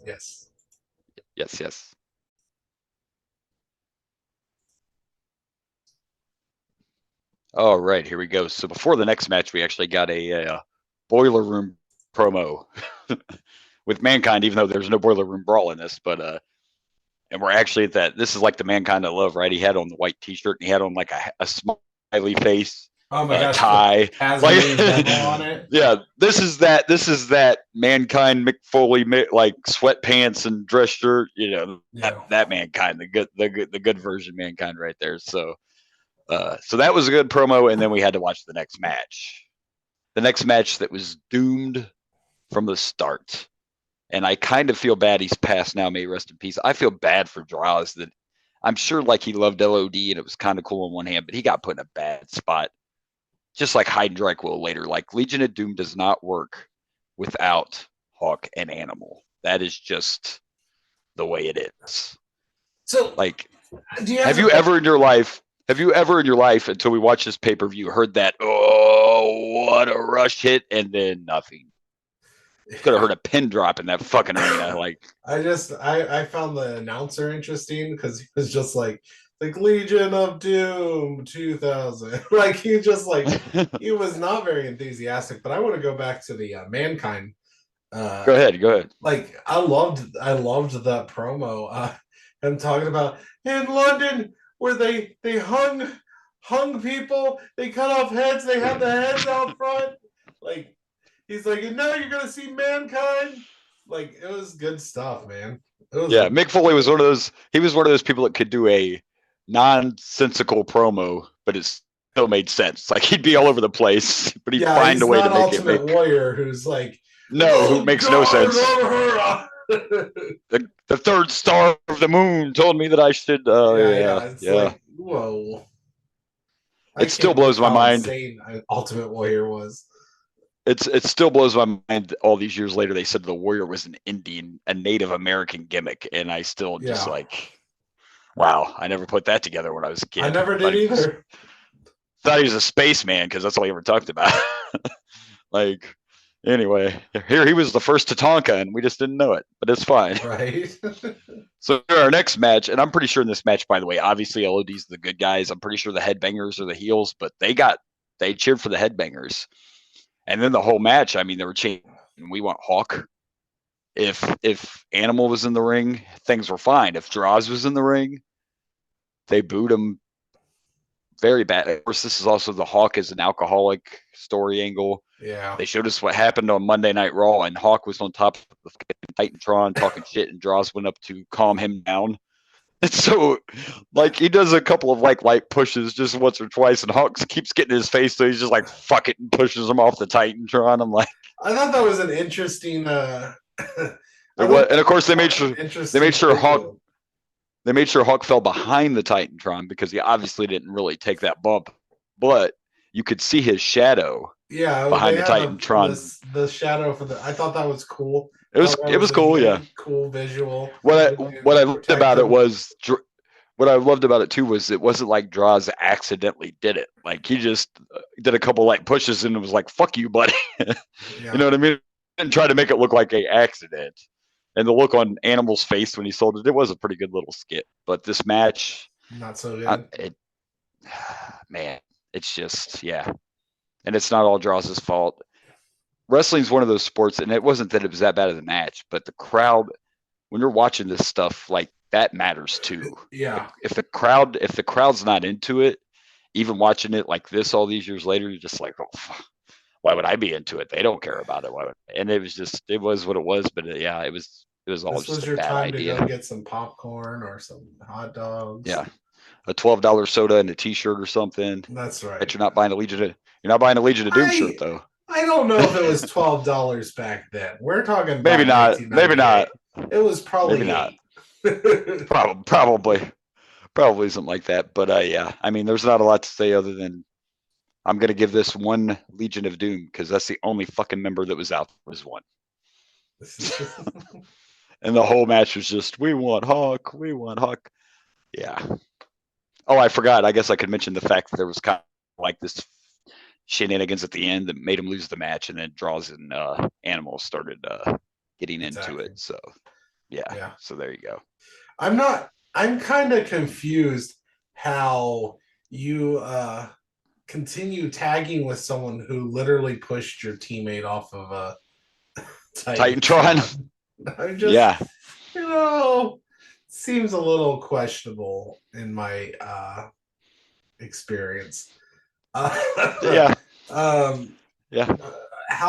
losing a match is what sets you off, not throwing your partner off of a Titantron. Right. You know what? I was okay with that, but the way you tried to end this match, I'm not okay with. I'm not okay with that. Now I have a question. Was it his? Sure. What was it his drinking that they did this whole he's injured situation? Like was he actually Hawk injured, or do you know? No, he was actually still struggling with his alcoholism when they decided to use it for a storyline. Okay, and according I get that, but I mean, like, specifically Animal, him not being there and him getting knocked off. Like, I know the story is that he's injured because he fell off of a Titantron. My question is, normally when you do some kind of, he fell off a Titantron, so he's injured and that's why he's not wrestling right now, there's an actual backstage reason for it. When it's a fake injury, there's normally a reason. Sometimes it's storyline, sometimes it's something else. Was it because he was in like AA and it needed to go to rehab? Is that why he was taken off? Actually, you nailed it on the head. But it wasn't AA. But he did have to go to rehab, and it was because he was also struggling with the coke and all that at this time too. So yes, that's the actual reason he was written off TV. Not just storyline, but WWE told him, okay, you need to go to rehab. And we've milked this well enough. It's time for you to actually get better. Unfortunately, and even though he agreed to it, I know sometimes this is how wrestling works, but Animal said that this storyline actually made everything worse for Hawk. Like, he thought it might have been therapeutic in a way and help him if he did this storyline, but according to Animal, it made everything worse. Because if your storyline is you're drunk all the time, then if you're out in public, does it matter if anybody sees you wasted? Because that goes along with your storyline. So you should look like you're, so it actually amplified his. Kayfabe fucked him and amplified his problem. So yes, the real reason he was injured was so that he could go to rehab. So there you go. So this is probably it for LOD. I mean, This is probably it for Hawk. Animal will come back and once again have a horrible version of Legion of Doom with Reich. So. Oh, that's right. Reich. Yeah, I think this is where Hawk ends up going to Japan, and then he decides, well, if you can have someone else as a partner, so can I. And he teams up with a Japanese star to form. They call themselves something else, like the Super Warriors, or he don't exactly use the Road Warrior name, but they still wear the makeup and the spikes and all that. So there you go. Yeah, but this was bad. I agree. I did. Did you give this a grade? You did, right? I can't remember. I know I did, but we kind of got okay because we got off on our tyrant about why he's falling off the Titantron. It's because he can't quit snorting coke and drinking. So that yeah. I give this one attempted murder. Yeah. And let's say all that was real. What do you think the charge would be? Would it be attempted murder, or would it just be assault? Or I wonder what kind of charge you'd get for that. I think you're getting confused. You're confusing my joke about attempted murder as in the fact that he got knocked off of a Titantron. No. I'm talking about the attempted murder of the Legion of Doom by having draws part of it. Touche, and trying to kill the crowd. Absolutely. Good one. Absolutely. Yeah. All right. Well, just a common misconception. I understand how you got confused. Touche. I understand. All right. Well, I don't know what's next because I didn't look yet, but it has to be better than this. I mean, it could be Gilbert versus the Brooklyn Brawler, and it's going to be better than this. So I don't know. I know what it is. So. Oh, he's ahead of me this week. He's trying to get his. I've been trying to get these ahead of time. things so I can actually watch the match. Yes. Yeah. So yeah. No, our next match is Val Venus versus Goldust. Oh well, hello ladies. All right, well let's check it out.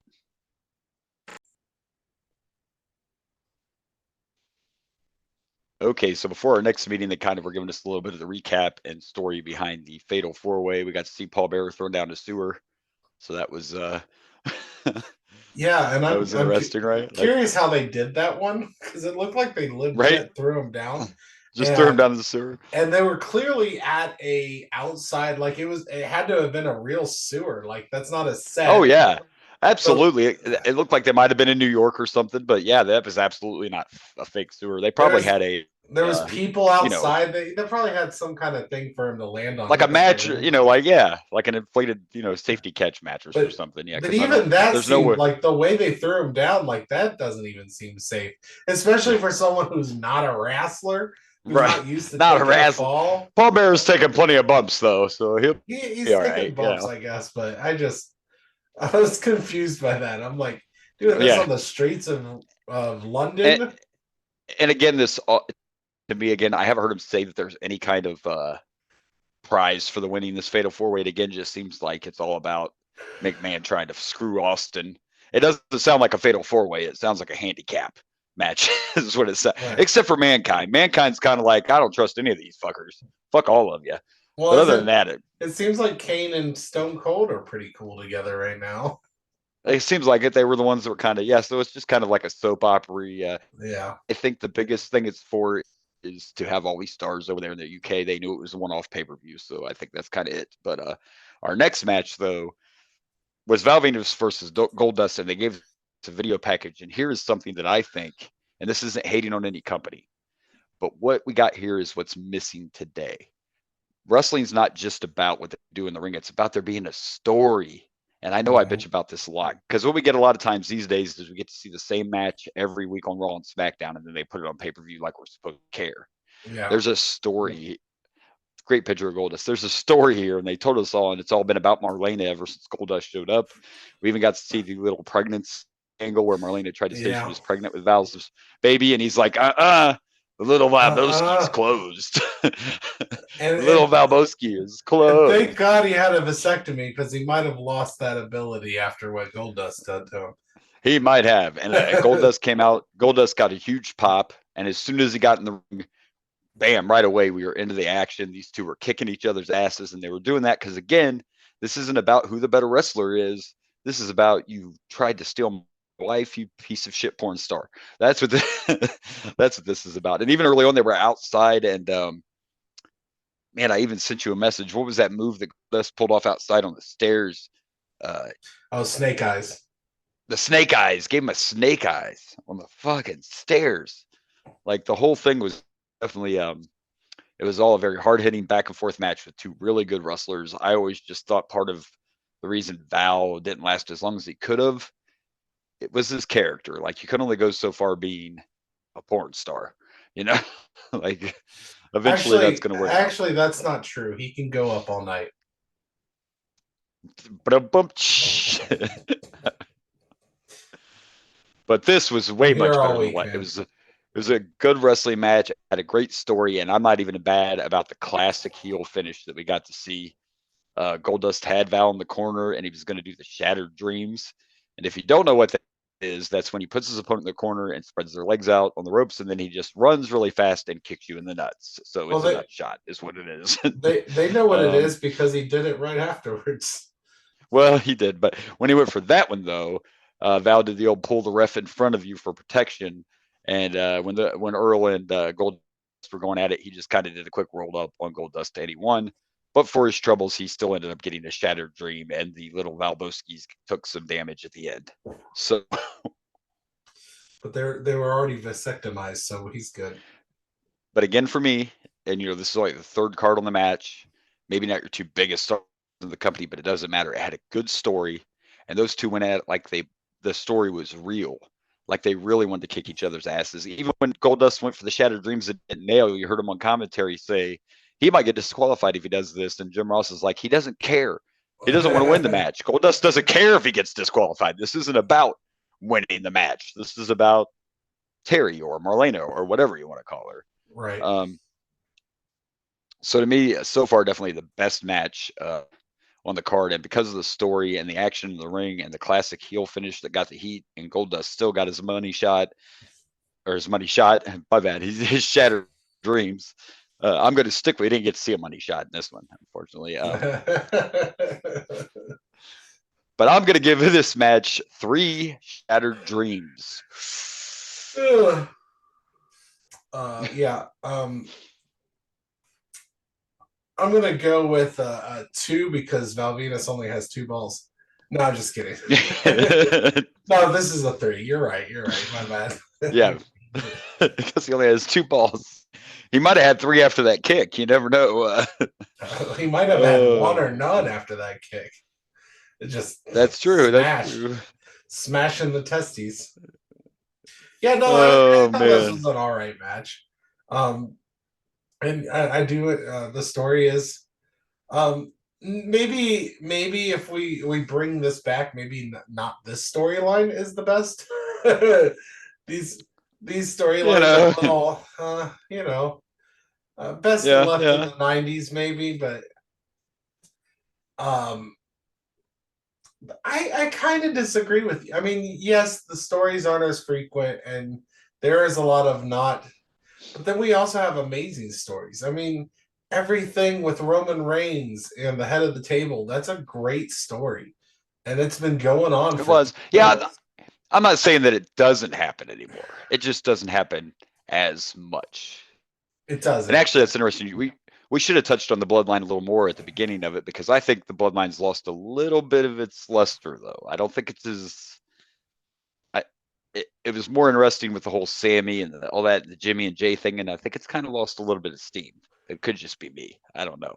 I think that's by design, though. I think the point of losing the steam is, we're getting close to the end of the Bloodline, so it's. But again, I still don't think it's gonna. I think the world's gonna be shocked when at WrestleMania he still doesn't lose that title.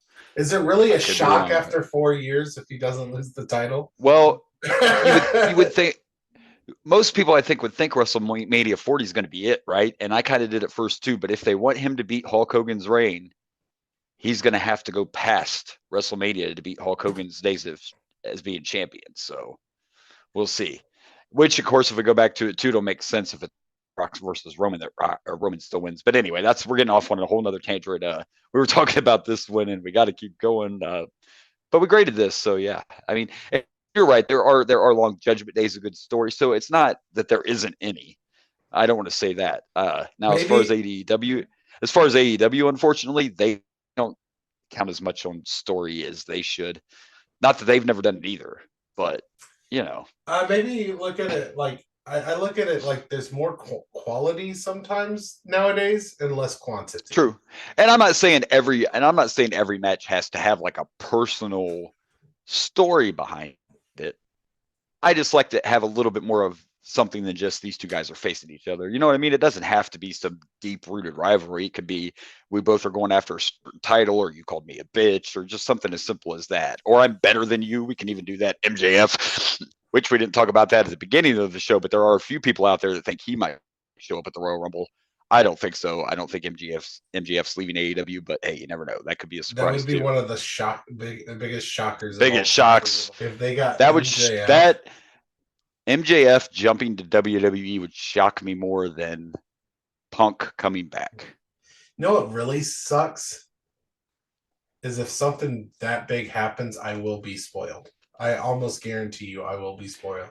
Because I have my kids this weekend, so I probably will not get to watch any of the Royal Rumble until Sunday night, maybe. I will be working, so I probably won't watch it till Sunday, and I'll just have to stay off of the big thing is I have to stay off Facebook because I follow way too much wrestling content to not get spoiled. Hard. So that's the big. It's not for me because I'm working. It's harder when I get home, but at work I don't have time to look at Facebook, so that part's easy. I'll be off with my children the whole time. Right, so it might be a little harder for you, but all right, well, let's move on. I kind of peeked a little bit, and I know our next match is going to be. We'll be back really soon, kids. Don't worry, because this next one is the shortest match we've had of the night so far. So 2 minute long, yeah. Yeah. So let's go check this out.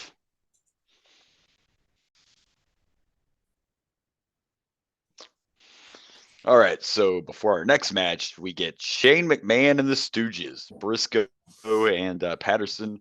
And they announced, which I didn't know this was a change because you look this pay-per-view up and it doesn't say that. But apparently, originally, the world title match was Triple H versus The Rock. And they announced that Triple H will not get a title shot. Instead, he would be fighting the greatest fighter of all time, J-double-F-J-double-R, whatever, double T. Yeah, Jeff Jarrett. I'm so glad Jeff Jarrett's on here. I was going to cry. And X-Pac is taking his spot in the world title match. So, yeah. But then Mr. McMahon came out and just shit all over Britain in the UK, only like Mr. McMahon. It was great. It was fantastic. It was all about how. Yeah. Talked about how America was better than, just classic McMahon shit. It all was, and that was a great segment. And then we had to watch this next match, and it wasn't not good. It wasn't exactly bad either. It was more just whatever. It was there. I didn't think there was anything particularly. Well, what was particularly bad about it? I mean, there were a few rough spots, but I get it. Tiger Ollie's new, so I get that. I guess it was just there, but to me, if it's just there, that's enough to make it bad. Like if you don't give a shit about the match. Well, fair enough, but I'm just saying that. Nothing majorly bad happened. It was just whatever. It was cool seeing little baby Edge. I haven't seen little young that Edge was, in a while. But and of course Tiger came out too and talked some smack and then said a bunch of stuff in Punjabi that he could have been saying anything. I wouldn't know what that was said. Right. He could have been like, I like chocolate ice cream. I don't know. I'll give credit where credit's due. I get it. It's early in this. Now Tiger leaves for a while. I would have to look up all the facts, but they try to do an angle that doesn't go over very well at all. And they end up having to let him go because there's some real life shit that happened and they tried to tie a storyline in and it turned ugly. But anyway, he comes back later on. And when he comes back, they give him $1 million man type gimmick and it's way better. So I guess, yes, to your point, this match wasn't bad, but it was just there. It was cool to see the young Edge. I was a little confused because I'm pretty sure Edge is part of the Brood because he helped Gangrel win. He is. But he came out to his Edge music and came out through the crowd like he used to do. So I don't know. So when I was looking up pictures of Edge from the Brood, And Edge kind of just did his own thing in the Brood. He didn't really, at least based on the pictures that I found, I didn't see him in that white shirt that they normally wear. It was like he had his right? own look. It was like I think he was always separate. I think he might do it like right towards the end before they're not the Brood anymore. Christian pretty much did it the whole time. I think I Yeah. remember seeing Edge in the white shirt once or twice, but you're right. He's still kind of being his own character, which, by the way, at this point in his career, he didn't know what the fuck his character was. He said that many times in interviews. Like, they never really gave him a clear, like, okay, we're going to call you Edge and you're not allowed to talk. Run with it. That's your creative. So he was still kind of in that. But you're right. It was just here. I guess there wasn't anything that bad about it, but it seemed a lot longer than 2 minutes. I don't know. It was what it was. I don't even know. I'm going to give it a 1. It's right there with that LOD match. I don't know. It was better than the LOD match. I'm going to give this 1.5 Eyes of the Tiger. It's the Eye of the Tiger. It's the thrill of the fight. But not that Tiger, not Tiger Ali, but maybe. All right, well, I'm telling you off air, and I guess I'll go ahead and tell you guys, and we'll see what happens. But I know there is a wardrobe malfunction in our next match, and I'm sure the Peacock's going to either blur it out or skip over it. I don't know, but I do know we're about to see a mixed tag match, and I know Jacqueline's top gets completely ripped off. So let's see what happens. Yeah, let's see if we see some puppies, or if Lawler says puppies. We got to pay attention to that. I have not heard Lawler say puppies yet. I haven't heard the puppies yet. I haven't heard the puppies. It's got to be coming. It's got to be coming soon. So, all right, well, let's check out our mixed tag match and see what happens.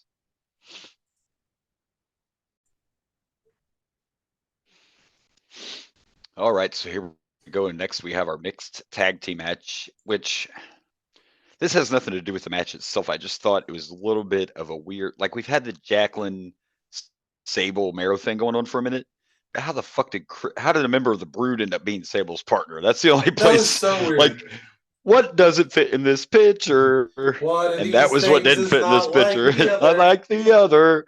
So you're with me then. That was a little weird, right? It just didn't make sense. I was confused why Christian was part of this. Maybe it's just because Edge tagged with her earlier. Maybe. I don't know. Oh, that's right. She did tag with Edge the last time she was in She did. Maybe that's it. So that part of it was a little weird.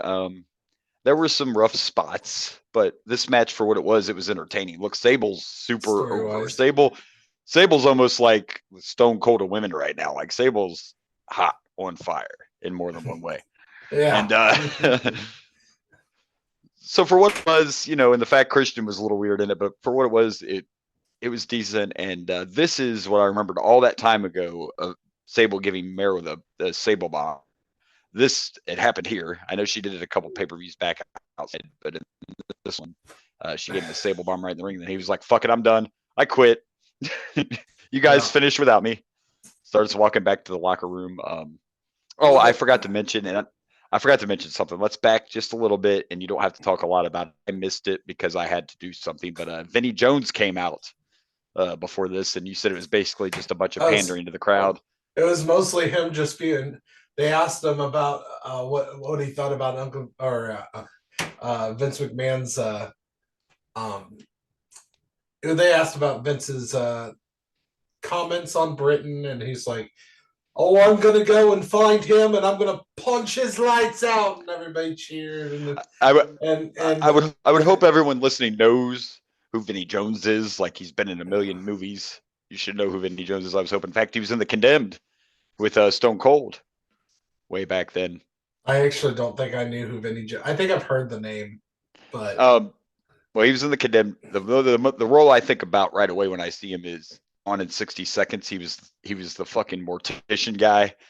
Gone in 60 Seconds when Nicolas Cage calls him. He's eating. You've never seen Gone in 60 Seconds? I don't know if I can do this show with you. I'm fucking leaving right now. I'm joking. Anyway, Vinnie Jones, big time actor. I'm out of here. He's never seen Gone in 60 Seconds. You should check it out. It's my favorite Nick Cage movie. But anyway, this was fine for what it was. It was entertaining, like I said, and we did get the wardrobe malfunction. But damn it, the cock bleeped it out. They covered it up. It's very disappointing. You could see it a little when she rolled out of the ring, but it definitely was not a accident. Like the shirt she had on was obviously meant to rip away, and she had nothing on underneath that WWF sweater. So this was not. We still didn't hear puppies, but we did not hear puppies. But no, it was. I mean, this is the beginning of. It's not like she accidentally grabbed them. She literally grabbed the shirt and pulled. So and it was made to rip away. There was no hiding it. She wasn't wearing anything underneath, so this was all planned and staged. Sell the sex, and it was on pay-per-view at the time, so you could do it. And it was in Britain, which it was in the UK. They walk around without their tops on all the time. They don't care. I don't know if that's quite true. But I know nudity isn't quite as taboo over there as it is here in America. By the way, just real quick, when Vince from what I've heard, I've never been there. When Vince was doing his promo, which we already talked about, and he was bashing him and everything, I don't know if it was accidental, but this is being shown on Skybox, and he said for all you people watching on home box office, which is HBO, and I don't know if that was on purpose or if Vince just is that ignorant that he didn't realize he said that. But anyway, for what it was, this was fine. It was entertaining. There were some really bad punches. But anytime you get to see Sable beat up Mark, I enjoy it because of the story and the fact that he, treated her like shit. And that I know behind the scenes in real life, he did getting jealous of her. So if you put all that together, plus she can take an F5. We know Sable can take an F5 like a champ. She's been taking it for years. Anyway, I'm going to give this I'm going to give this 2.5 boobs, even though we're going to 2. I'm going to give 2.5. I'm gonna go. I'm gonna go 2.5. Don't censor me. Cancel culture. Cancel culture. Cancel culture. We're about to move on, and I'm actually intrigued about the next match because we all know that I've kind of been getting a little more on the Ken Shamrock bandwagon, and we're about to see Shamrock versus Blackman. So we got a UFC battle for the Intercontinental title, huh? Well, we're kind of surprised it took this long to get this match. Yeah, you would think that would have been one of the first feuds they wanted to do when they brought Blackman in. Like, you think it would have been the natural. So yeah, let's check it out and see what happens. Intercontinental title, Blackman and Shamrock. All right.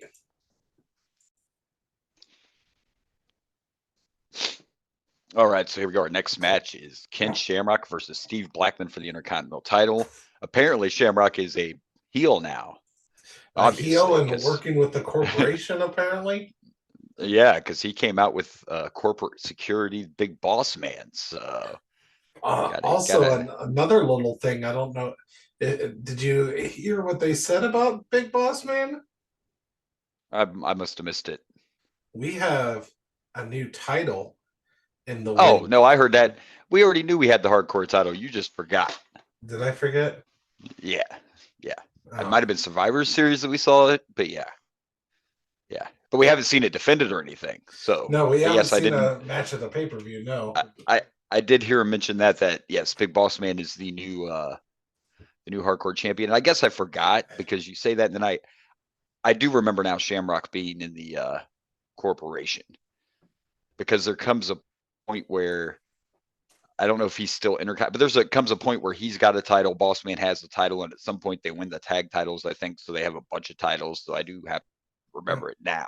Well, he had the Intercontinental champion. This was for the Intercontinental. Right now, yeah.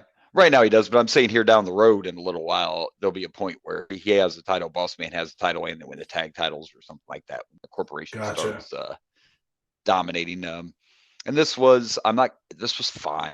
Did on it. It was fine. I don't know. Shamrock looked good. Everything Shamrock did was believable. Maybe it was a clash of styles, or maybe it's just not my thing. I don't know. It wasn't a horrible match. I just couldn't get into it that much. I like the ending.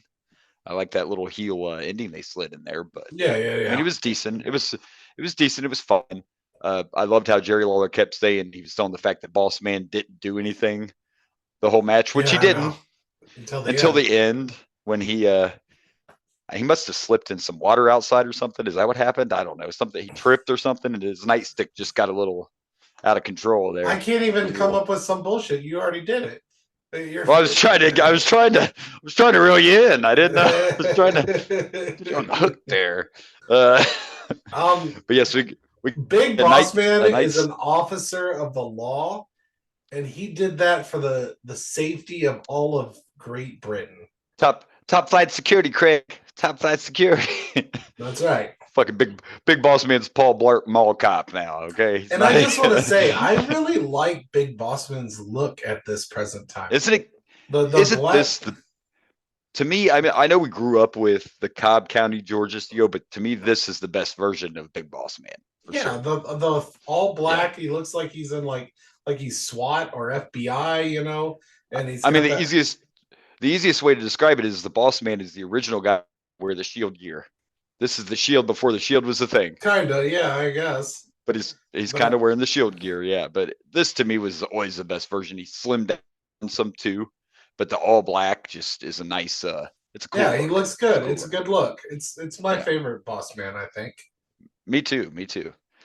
I think it might have been in WCW for a minute. He wore like a black kind of corrections officer outfit because they couldn't call him the Big Boss Man, but I seem to remember him being in black in WCW, but not cool with like the vest like that, just like a generic kind of prison guard look. But anyway, to me, the best part of the match was the ending. I like the cheap shot to the ankle with a nightstick, and then Shamrock put on the ankle lock. And we all know if you don't cheap tap shot, out to that, he will break your fucking life ankle on the line every day he gets out there. He was protecting those citizens. He was protecting Steve Blackman. He was protecting the corporation and the Intercontinental title. No. Protecting. Steve Blackman. Give me a break. Steve Blackman was clearly a criminal, and Big Boss Man was there to make sure nothing bad happened. And thank God he was. I don't always agree with you, but I think Blackman was a criminal because he stole this fucking Intercontinental title shot somehow. Anyway, could have went to somebody else. Still entertaining. I like Boss Man saving the day and being the hero of Britain. He should get a something from the Queen. Absolutely. Maybe they should knight him or something. But still, I don't want to judge unfairly just because I couldn't get into it because it was not a bad match and it had an entertaining ending. So I'm gonna go ahead and give it. I'm gonna give it a.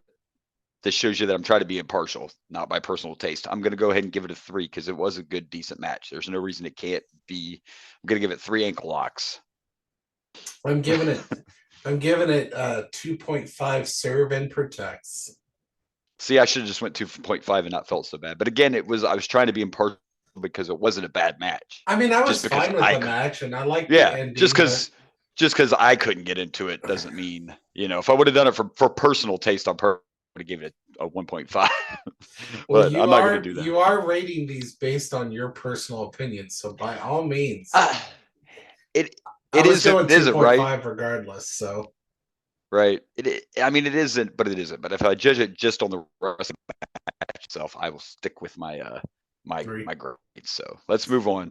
Let's just move on. What do we got now? Oh God, I know what's next.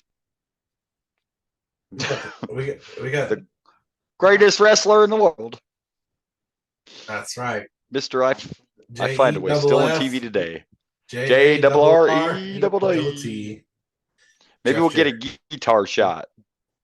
Maybe. He just took Triple H's fucking title match somehow, so I'm sure Triple H is going to be mad. But I'm ready. Let's do it.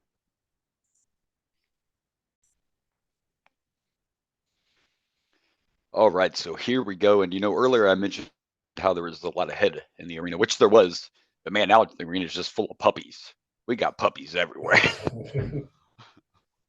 Lots and lots.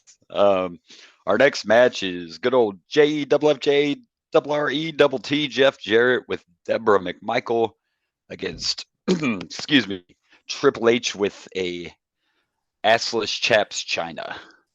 Oh, that's what you focused on? There's a match? I mean, if a woman like China's wearing assless chaps, it's kind of hard not to notice. Just say. I was looking a little higher up. And then you got Deborah's, whose skirt was a little more than a mini skirt. Man, I don't know. It was very, very tiny. All the eye candy aside, this was, and I've said it, I sound like a broken record. my hatred for Jeff Jarrett has nothing to do with his in-ring ability. This was a good match. Obviously, it had Triple H in it, so obviously it was a good match. I'm a little disappointed in you. You are. Before this match, we had an interview with we did. electrifying man in sports entertainment. We did. We got full on rock. Yeah. Full on heel corporate rock. Talking about how he got an email about how X-Pac was going to be his opponent instead of Triple H. So yes, I'm sorry I did not acknowledge the great one. We did get a rock promo. It was a great promo, and he kept on forgetting what his line is. He goes through and he's like, the first one was Hulk Hogan. For some reason, I can't think of what it was. Did he do the Pythons? Start going on the Pythons. Which might have been. Which Hogan slogan did he go with? Hey, that rhymes. It might have been the Pythons. I can't remember Hogan's slogan. Oh, Hulkamaniacs, maybe. Maybe. No, I don't think. Yeah, I can't remember exactly, but it was still it was a great classic. Rock promo. Because Stone Cold. No, that's not it. I'm the best there is. The best there. No. Like he kept forgetting his catchphrase. Yeah. Yeah. He did like 5 different. I missed the He did Ric Flair. 5 different ones before. To beat the man, you gotta. To be the man, you gotta beat the man. No, that's not it. You gotta beat the man. All right, back to the match. Sorry, I enjoyed that. No, I'm glad you brought it up. Bring it up. I'm glad you brought it up because I did forget to mention the promos. So I'm glad you brought it up. But no, in the end, there were some shenanigans, some distractions, but overall, this was a great match. There came a point where Deborah literally got in the ring and was trying to like flash herself to Triple H, like, you want some of this, and Triple H gave her the suck it, and that's where Jeff Jarrett tried to slip in with a chair, but Chyna stole the chair away from Jarrett. Triple H nails the pedigree. Game over. I don't know what it was. But Deborah. Man, I don't want to judge women, but I don't know if it was her makeup. She wasn't that, I mean. It's like I'm not trying to be. They try not to be sexist, but she didn't look that great. Yeah, it's kind of what I'm getting at. Yeah. Well, I knew you were. I was just trying to. But at the same time, I feel like Chyna. I feel like, especially back then, we judged her too much because of the other people around her. And we were dicks because it was the 90s. Right. And we could, the 90s were the 90s. And it's not like with the stuff we're about to watch, anything you say is not going to come off as offensive because we're in the fucking bra and panty era, for God's sake. Yeah. So, so you can't really, it's just it's that time period. Remember all the when we talked about the first time we saw Chyna, they even said on commentary they weren't sure if that was a man or a woman. Yeah. And fans said it too, like, it's the 90s, so it's okay. You could say what you want. Yeah. Deborah looked a little rough.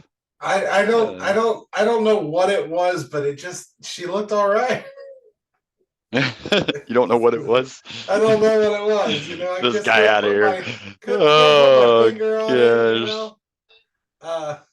Well, I don't think it's your finger. You need to. Well, never mind. Anyway, I did not like Deborah's makeup, is what I'm trying to say. I don't know what. Well, there he's just saying, bitch, you had the wrong colors on. Your blend wasn't right. I don't know, but despite Deborah's bad makeup, it was still it was an entertaining match. Triple H, obviously, we don't have to say his story. X-Pac's getting the title shot, but he has to still be a little bit mad that he got his title shot taken away. So, he took it out on Jarrett. So I'm gonna give this 3.5 crotch chops. I'd also like to point out that if I was Deborah McMichael and across that ring was Chyna, I don't think I would be trying to pull the shit she was trying to pull. You wouldn't think, and they kept teasing Chyna going after her, but Chyna never actually got. No, she never got her hands on her. So. The only time she really did anything is she grabbed the chair at the end to keep Jeff Jarrett from using it. Take it away, yeah. And I don't know about you, but I thought that was a weird looking pedigree. I don't know if he just didn't drop her properly. It was Jarrett. Yeah, I think it was Jarrett. He didn't extend his body out, so it looked a little. It looked a little Yeah. odd, didn't it? Yeah, if you don't flatten out when Triple H does that to you, then it definitely ends up looking awkward. So, but still, overall, I can forgive that. And I'm forgiving. I'm not upset. I'm just saying that I was trying to think like we're here to I don't critique these things, so I'm critiquing. right. No, you're right on that, and that would have been on Jarrett. It wouldn't have been on Triple H. It would have been on Jarrett. I was trying to think. I was hoping China was actually going to get a hold of Deborah, but of course Deborah took bumps and stuff. But I don't think Deborah ever wrestled a match in her life. Deborah was not a wrestler. She was a valet who liked to go from wrestler to wrestler in marriages. But that's a whole nother. I don't remember Deborah, to be honest with you. I mean, I'm sure I saw her back then, but I don't remember her. She was more prominent in WCW than she was in WWE. Yeah. So, because she was, of course, she was Steve McMichael's wife, and then Jarrett took her, and then I think Stone Cold gets her for a while. Like, I don't know, but anyway. Stone Cold. Of course, Jarrett's not married. Jarrett's not with her anymore because Jarrett took Kurt Angle's wife from him. So I mean, you got all that, all that drama. Yeah, Jeff Jarrett, you little whore. Just saying. So many whores. But all right. I mean, Triple H took Testa's wife. Well, his on-screen kayfabe wife, but that wasn't, you know. Oh, I think that was all. I thought Test and Stephanie were actually together. I don't know if they were or not. I can't remember if they were actually. They might have been. You know, I don't know. But she wanted to play the game. I was in the front, right? She didn't care about passing. She didn't care about passing her test. She just wanted to play the game. You know what I'm saying? We haven't got the full game yet. That should be coming very soon, huh? Not yet. He's still wearing those long pants that are kind of remind you of his old character. But yeah, we should be getting full Triple H really soon. So. Oh, we got full Triple H. I mean, I love DX Triple H. I'm just saying the game should be coming soon. Right. All right. Well, did you rank this? I can't remember. I know I did. No, I didn't. I'm gonna go with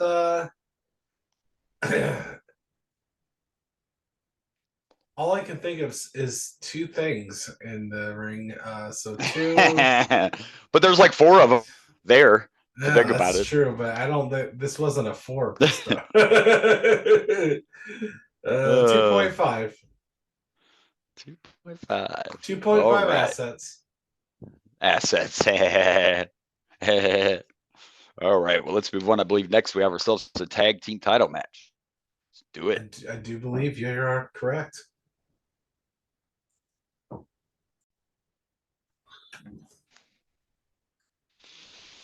All right, so here we go. Our next match is for the WWF Tag Team Championships, and I think you better call somebody. You know what I'm saying? Oh, you don't know? Somebody. Oh, I know, but do you know that I know that you didn't know? I didn't something know. Like that. I knew. Anyway, it is the Tag Team Champs, the New Age Outlaws, defending against Mark Henry and D'Lo, who are still calling themselves the Nation. It's a pretty small nation.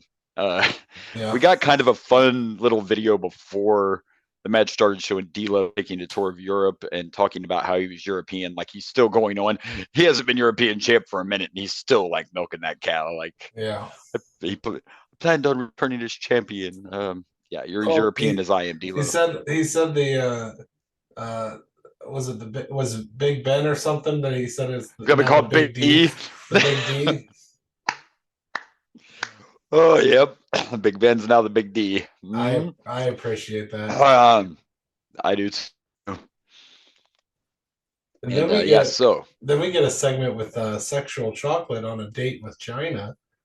He's not Sexual Chocolate yet. I'm sorry. Mark Henry from Nation. Remember, yes, we did get the. Don't you miss those good old vignettes? You know, you don't get those as much anymore either. Not like this. Yeah. Like the fight broke out. Some guy called China a bitch, and she just laid him out. And then Mark Henry came up and started beating up everybody that was in the bar. Like, the good old days. Mark Henry came in. I'll be the man who will fight for your honor. For your honor. I'll be the hero.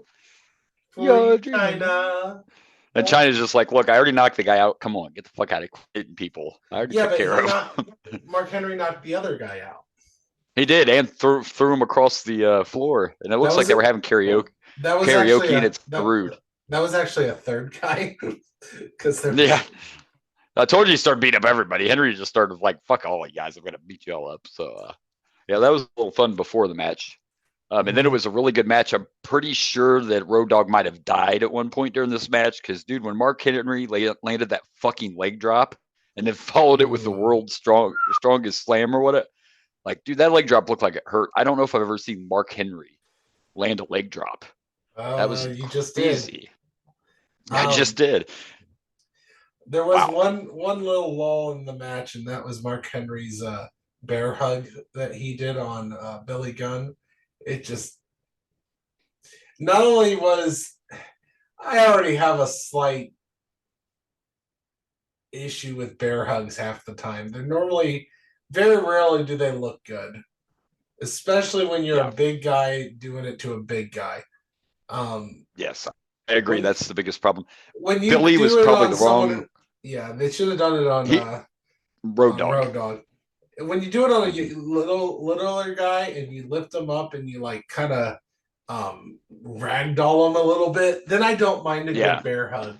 But he was literally just standing side by side. I think Billy Gunn is actually taller than Mark Henry. That's the issue, and I didn't realize it back then, and a lot of people probably didn't. But Billy Gunn is actually a really big guy. He's tall as fuck. He's a big dude. You just don't realize it, because but he's as big as Hulk Hogan, height wise and muscle wise. So I agree. The bear hug's something you have to do right.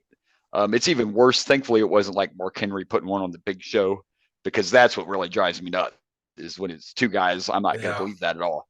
Now, if Mark Henry puts a bear hug on X-Pac, I believe you could pop his head off. Oh my gosh, yeah. You're right. Gotta be picky when you do the bear hug, and this wasn't the time. This wasn't the time. Especially by now, like, it seems so out of date when the 90s rolled around, you know what I mean? Like the bear, because wrestling changes, let's just be honest. And it's at this point, like, but at least it wasn't 20 minutes long because they were out of wind or didn't know what the fuck they were doing. At least it was just kind of a shorter, and we got to see Billy Hawk up.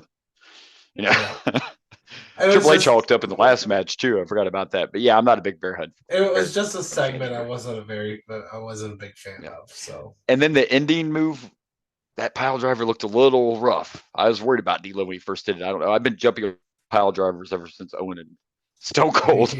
But that one looked a little iffy. I'm just saying. I didn't think the match was going to end right there, but it did. It did, and the Outlaws retained.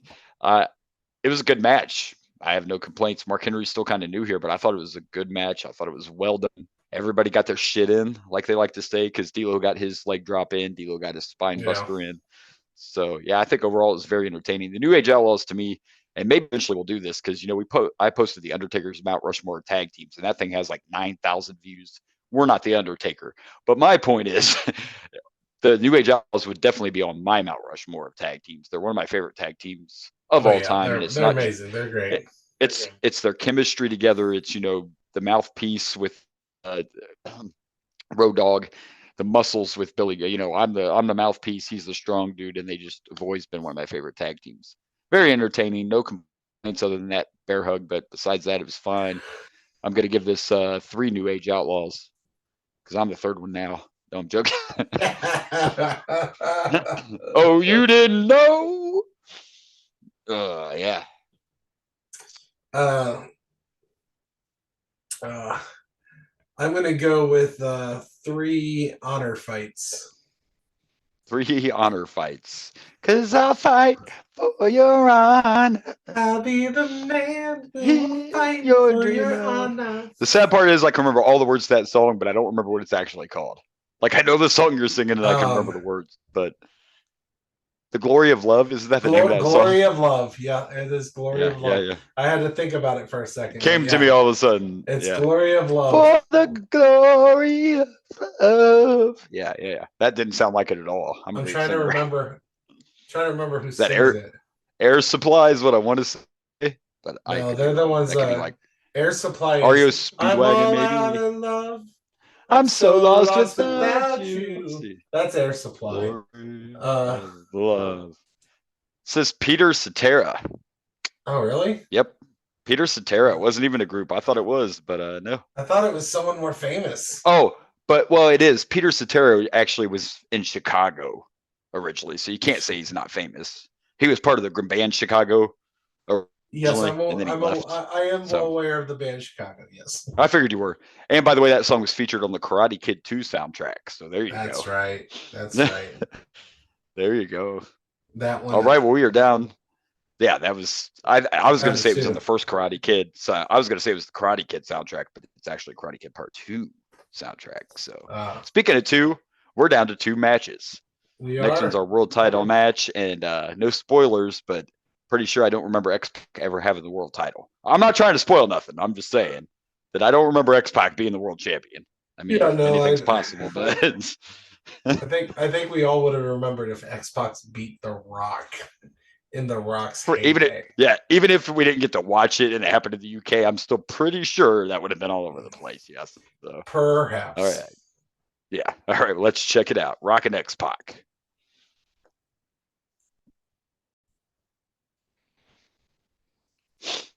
All right. So here we go. Our next match is for the WWF Championship, and it's corporate champ The Rock against X-Pac, and I'm going to say I was pleasantly surprised. I don't take that the wrong way. I mean, I know it's The Rock, who's obviously great, and X-Pac's a great wrestler, but it exceeded my expectations for sure. And there were actually a few moments in the match I believed X-Pac was going to win, and I knew better, but I mean, right. You know, the believability that there were those couple moments in the match where you're like, oh shit, he might pull this off. So yeah, I thought it was a great match, great storytelling. The Rock being the coward heel and like trying to run away from the match. To me, that's like, okay, that's a great way for a heel to get heat, but I think it's even more heat because you're running away from tiny X-Pac because he's whooping your ass. You know what I mean? Not to knock X-Pac, but I think that brings even more because it's not like you're not running away from the Undertaker or Stone Cold. You're running away from fucking X-Pac. Like, what are you doing, Pac? So it's pussy. Half your size. Get back in that fucking ring, you pussy. What are you doing? The only I guess I get why they did the finish the way they did. The finish disappointed me a little bit. I don't mind that it ended up being a DQ, but no, I don't know. It could have been a little I disagree. I love the finish. Because essentially what happened is, Rock was almost beat, with the title in his face, and then he knew he needed to get out of there. So he felt like the best way to do that, he goaded Triple H to attack him. He pushed China because he knew that would get Triple H to attack, and doing that gives him the disqualified the disqualification the win, and he saves his title. Yeah. And you talk about a moment in that arena, what you're talking about here. So there was a ref bump, big shock. And when the ref bump happened, The Rock went out, knocked down Triple H, and then grabbed his belt. He was going to use it on X-Pac. Triple H got back up and grabbed the European title. Yeah. Rock missed his belt shot. And X-Pac. Triple H nailed him. But the ref was still down, and they were trying to revive him. And that arena went fucking crazy. Like, that was the moment you thought for sure The Rock was going to lose this. The Rock sold that belt very well. Hardly moving. Like you thought he was dead. So that was a very great moment. Yeah, like I'm not even going to argue. Even the ending, you're right. The ending, the whole thing was a great story wrapped up with a pretty little bow. And I think the best match we've seen of the night so far. I know you and Rage are both kind of like, I don't like pay-per-views having a non-finish like that, but I don't always feel that way. Right. I don't always feel that way. And in this particular one, you're right. It was the heel was doing what he could do to escape with this title because he felt threatened by X-Pac. He knew he was going to lose, so he had to get out. I'm not always against it as long as for a reason, whether it be the feud's going to continue or in this case you're getting more heat on your champion. I'm okay if there's a reason behind it. I think Rage hates it a lot more than I do. Like if it's any kind of funky finish, he's like, "This is bullshit. It was a pay-per-view." Sometimes it happens. You got to have funky finishes sometimes. Here's the difference. Here's a couple things. Is first off, it's a perfect, I love me some heel. It's a perfect heel way out. It's a perfect heel way out. It really makes X-Pac strong. It does. It made X-Pac look great. He should have beat The Rock should have beat X-Pac. This shouldn't have been even a difficult time, and he gets away Right. with the win by cheating. By cheating Or not to even escape cheating. I X-Pac. guess he didn't cheat. I mean, not at that present He didn't moment. cheat. He used He his used his noggin. brain. Yeah, he used his brain to Yeah. get Triple H to attack him. So Yeah. it really gives. In this case, and it also yeah, in this builds case, up I'm the not feud. against it. It also, what it did was this build up, because the true feud is between Triple H and The Rock. Triple H and The Rock. And it makes sense because The Rock, Triple H got screwed out. This was supposed to be his title shot. So of course Triple H is. A lot of interesting things is there was no Triple H like being mad at X-Pac or being jealous, or nope. There was none of that. He came up. They literally did what they could to try to. China comes in, hits Rock with a low blow. Triple H goes in, hits Rock with the European title. He not only was supportive of X-Pac, and that he actively tried to help him win. He did, which was an interesting story. Like I said, it was a great story. Then afterwards, there was no X-Pac getting mad at Triple H for ruining, because that would be another easy storyline. Like, why did you attack him? Why did you get yourself caught? Why? Right. Like, I just lost because of you. Yeah. None of that. Right. None of that. But instead, they did we're DX, we're brothers. And yes, I may have wanted the title shot, but I'd be just as happy if I make Rock lose that fucking title to someone else. Exactly. In DX, yeah. But this whole story builds up the feud. I'm pretty sure we're getting Triple H versus The Rock at the Royal Rumble next. Because that's the next pay-per-view, right? Royal Rumble? The next pay-per-view will be the Rumble. Yes, that will be the next pay-per-view. So clearly, oh man, we're doing the real Rumble and then a Royal Rumble. back to back. We're gonna be back to back rumbling, baby. Woo. That's right. I like a good rumble. It's all right. I like a good rumble. I love a good Royal Rumble, but definitely, definitely building up a feud. I will say one weird thing was the shaky camera. Like, it's not the first time. I didn't bring it up before, and it's not the first time it's happened tonight. It happened a couple other times, and they seem to do it every time the crowd gets really loud. Like you heard Jim Ross say, they're literally shaking the building. No, they're not. Your fucking cameraman shaking. It was a little. The building's not shaking. It was your cameraman's cheesy. Like. It was weird. It's happened a couple times. That though was the first time they addressed it and tried to like make it sound like it's because the building was so loud. Like no. Yeah, I'm guessing those aren't your cameramen, and they don't know what the fuck they're doing. That could be. Because look, I've heard discussions about this. I won't go too long, but I've heard like Eric Bischoff discuss this about WCW back in the day. You could like, it may sound crazy, but being a cameraman for wrestling, if you don't know what you're doing, and if you don't know about wrestling, it can be really hard to try to be a cameraman for professional wrestling. Because you got to know where to be at what time. You got to know where those spots are going to hit and everything. But I don't know what this shaking was, but whatever. It didn't take away from this. And there seemed to be a lot of booing happening, like booing DX almost, especially at the end there. Was I wrong? Well, I think I think it's a split crowd when it comes to DX, and it always was. I mean, I think even especially in America,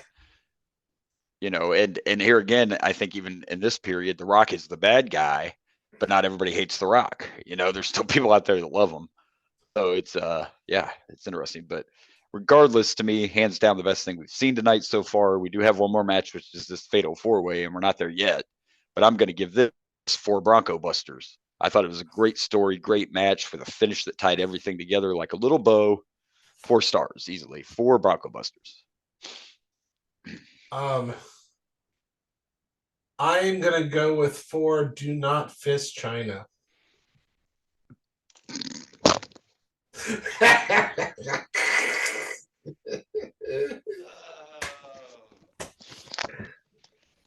X-Pac doesn't do that till later, and he videoed it. Okay, let's not go there.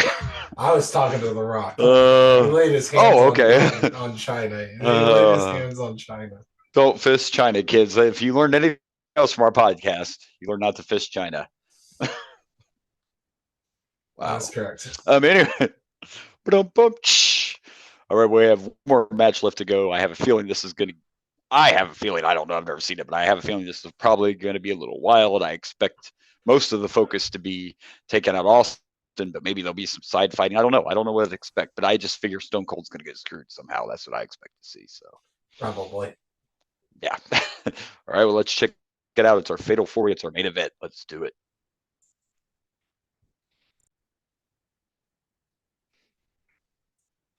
I'm going to go ahead and give it one of these. Okay. I didn't know what. Come on, look. All I'm gonna say is, I think they just. I mean, yes, it's the McMahon storyline. They probably threw this together just to give the UK fans whatever. But this, it was fun, and I don't even give a shit. This was not a Tokyo Dome 5-star match, but this shit was done very well. Fuck, Kane and Mankind were fighting before everyone was even out there. I thought they were all gonna team up on Austin. It didn't start that way at all. Vince joined the commentary table. You have Gerald Briscoe as the ref. You have the boss man out there. This was just classic. I'm Vince McMahon, and I'm going to stack that deck as high as I can. But I thought it was done great. I thought it was entertaining. The only thing I learned out of this match is Kane is no longer allowed to take stunners. If I see another one like that, I'm going to yell at him. I'm going to call Glenn Jacobs and say, "What the fuck?" Right. But what did you think? I mean, I thought it was very entertaining. I like the way. I thought it was great. You know, like I said, Kane and Mankind came out first, and then Undertaker came out, and then as soon as Austin's music hit, Undertaker fucking went trailing down the rampway to start fighting with Austin before he even got to the ring. Yeah, it was kind of weird. They started it off with Kane and Mankind. Mankind. Then yeah. Undertaker came out. Then Stone Cold came out. Yeah. Yeah. And a lot of good spots. You had the one spot where basically everyone was choking everyone else with a fucking camera cord. Like it started off. Yeah. You know, one to the other, and then a whole fuck. It was like the Human Centipede, but with extension cords. They were just choking the shit let's out not of bring that movie up. Give them all nightmares out there. I've never watched. I've never watched it. I have seen enough to know what it's about, but I'm good. Anyway, I have. It is. I've watched it, and it's one of the few movies that I've watched and did not finish. I could not continue it. It was bad. It is not a good movie. Gotcha. It makes no sense. I did, like here's my thing, okay? We're gonna go on a rant here. If they did the original premise that they came up with, like is from what I'm to understand, the original premise was, I'd probably be more down for that. But essentially it was just a doctor that was like, I wonder if I could. It was probably German doctor too, because you know German doctors are the evilest. And he can say that, kids. He's German. That's he right. Can say that shit. That's right. That's right. He's allowed to say that shit. But I think he was actually German too. It's not just. I wasn't just joking. I think he is German. But yeah, it was like he was just like, I wonder if I can stick people's mouths to asses and how that would work. It was just like curiosity, which I guess science is curiosity, so sure. But the original premise is that it was going to be more Saul-like. And right. It was going to be like that the doctor was kidnapping people that were rapists or pedophiles and then putting them in this like torture situation where they're which can make stuff like that. Yeah. And you bring up Saul's the perfect example. I think I told you I just watched the newest one too, which you haven't seen yet. And it was the first one where I was actually rooting for him to kill these fucking people. Like really, like just like, yeah, they deserve it because of the premise. That does make a difference when someone's doing sick and twisted shit. But the short version of this, Saul, is it happened right after the original, and these people claimed they were curing cancer, and they took a bunch of money from people, and then they disappear. And they did it to him. They drugged him to make it seem like he went through surgery and all this shit, and he found out about it. So then he decided to, extract his revenge on him. So revenge is a fine motivation. Revenge is a fine, especially motivation. These people are dying and on their deathbeds, and you're telling them you can cure them, and you're wiping out their bank accounts, and you're actually not doing anything to them. Yeah. Well. Yeah. Fuck that. Kill those fuckers. Right. Anyway. But yeah, this was originally that I read somewhere that was the original premise, is that and then he was going to kidnap. It just turned into look what I can do. Basically. Yeah, I wonder what I can do, and that made no sense to me. Like he just randomly does this because why? and it wasn't a very good movie to begin with. And So no I need, reasoning behind. Was there any yeah. reasoning behind picking the victims at all, or were it just random people? I mean, you know what? I never finished it, so maybe that something was revealed. But no, to my understanding, he just randomly picked It was up just three yeah. people, one of them being a woman, and Yeah, just if you're gonna do grotesque things, you at least have to have a fucking reason. There has to be some kind of, story. even Jason has a Uh, reason. People let him drown. I mean, everybody, yeah, everybody has a fucking reason. Like, come on, jeez, yeah. So anyway, yeah, I never watched it, but back to what we're talking about this oh, year with right, right, Centipede here. right. Um, this was great. This was classic. McMahon joined the commentary team. There were a lot of great spots, and fought everybody, and that was my concern. I thought this whole thing was just going to be everybody jumping Austin, but the problem that Vince didn't count on was all these other stories going on intertwined. He didn't think about that fact of, like, we kind of brought it up before the match. Mankind has issues with the Undertaker. Mankind has issues with Austin. Kane and Undertaker have issues. Everybody has issues with each other. So instead of, hey, let's all beat up Austin, it turned into, I'm beating up everybody and I want to fucking win this match. Right. So that's what made it better. That's way better than if it just would have been everybody jumping Stone Cold. He still had to overcome the odds, because let's give a clap to Gerald Briscoe and his refereeing. You want to know how to slow count when you're trying to get some heel heat? Watch Gerald Briscoe in this fucking shit right here, boy. Well, then there was the That's how you do it. looking outside. It's like, do you got the time? Do you got the time? Yes. Yes, That was also just although great. in fairness, oh no, this was no DQ, wasn't it? It was no DQ and no count out. Yeah. So yep. The fact that he attacked the ref doesn't matter, does it? No, it doesn't matter at all. You can do whatever you want in this shit. Yeah. He said, fuck you, Briscoe. He had enough. And then Kane took a terrible stunner. Oh my God. But on the other hand, Gerald Briscoe, oh my gosh, he just went flying. He goes down. He goes flying. Oscar nomination. Yeah, Oscar nomination for that shit. Oh, that's how you sell.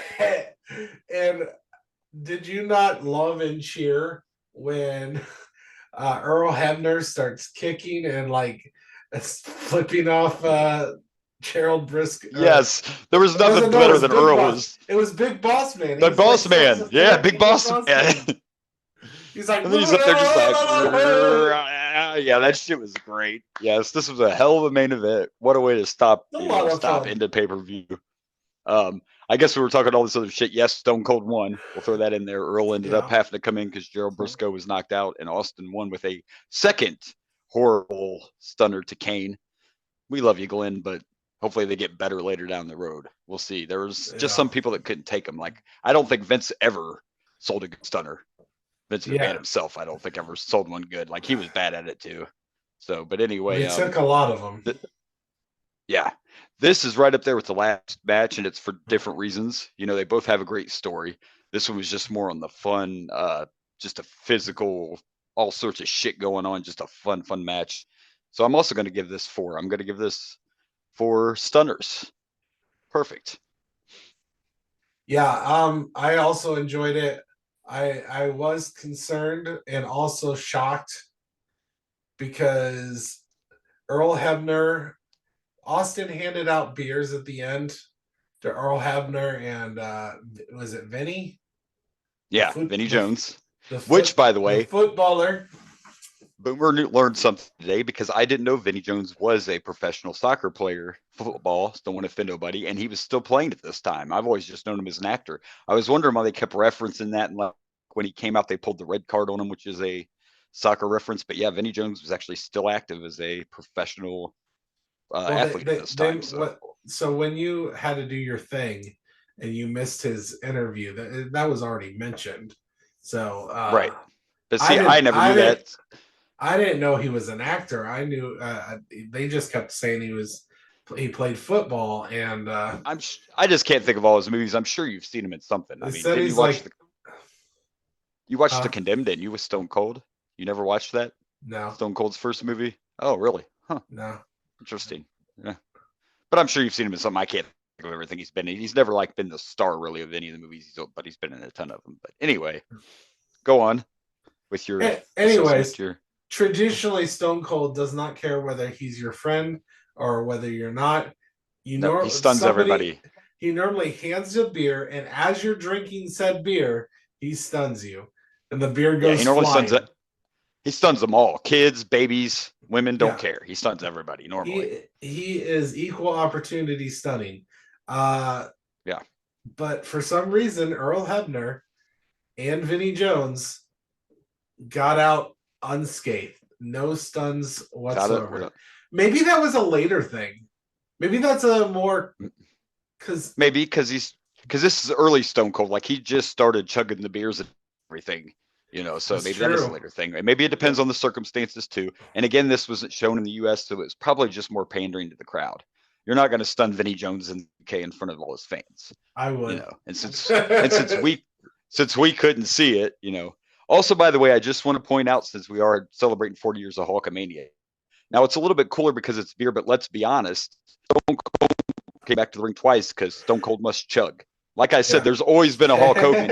It's just how do they do it? And drinking beer and flipping people off is way cooler than just doing this. But my point is, he was still doing the same thing. He was still celebrating, 15 minutes after the match. It's just way cooler. I also wanted to point out that those were Coors Tall Boys.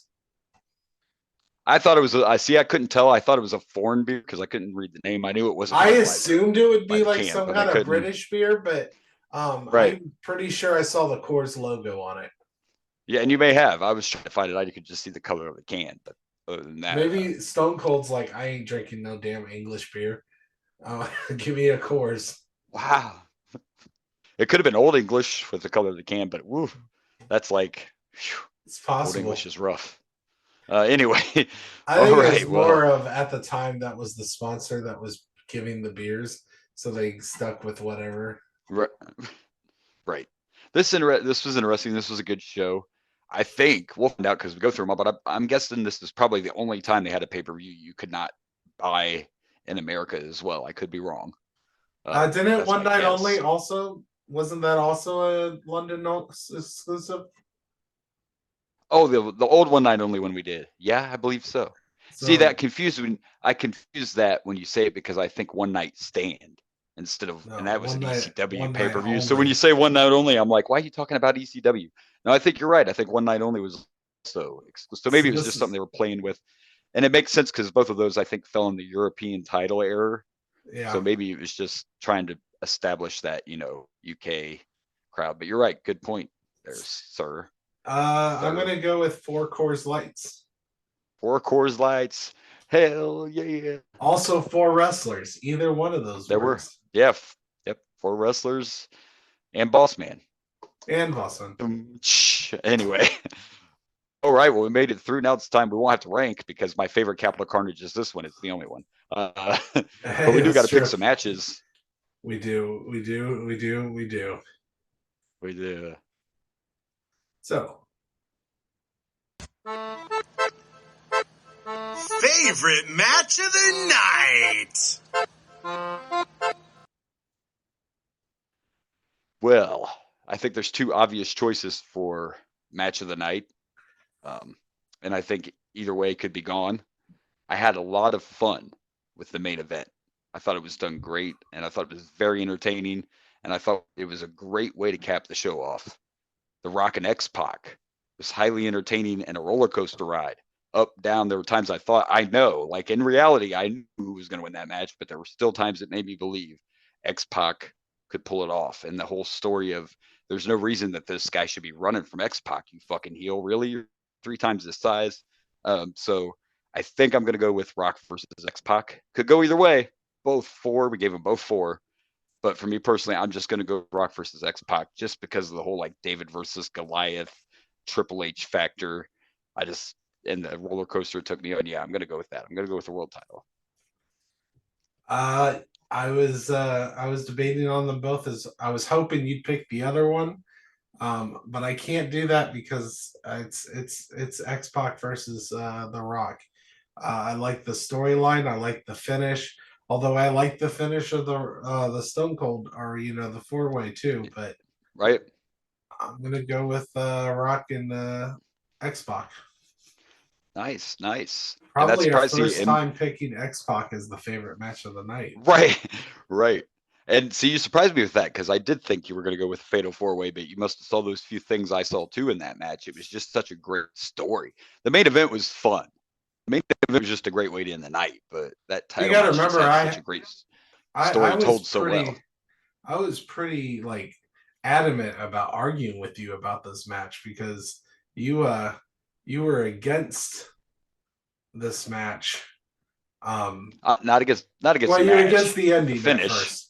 Yes, And the finish. I fought hard about that finish. I loved that finish. It was perfect heel work. So yeah, well, it made more sense once we talked it out. Yeah, so for sure. Once I explained it to you, understood. Yeah, once we talked it out, because I had that initial reaction. I'm still a fan, and I just had that initial reaction of, I don't mind the disqualification, but did they have to do it that way? But once we talked it out, I was like, well, you know what? No, it makes sense. It makes sense because he was heel enough that he didn't have to get us. He could lure Triple H in, So yeah, it was. I think what it is you didn't think of it when you first saw that. You didn't think of it as The Rock using Triple H's anger towards when he pushed China. I don't think you thought of it as you thought of it just him doing it. I don't think you thought of it as this was a way to get myself away from this match. So I don't think you caught that aspect. You just saw the disqualification. Exactly. Yep, you nailed it right there. I just didn't even think of it from that point of view. It's just like, oh, did we have to do that? What? Yeah. So, all right. Well, now it's time to pick the worst match of the night. Let us do that. What could it be? Who could it be now?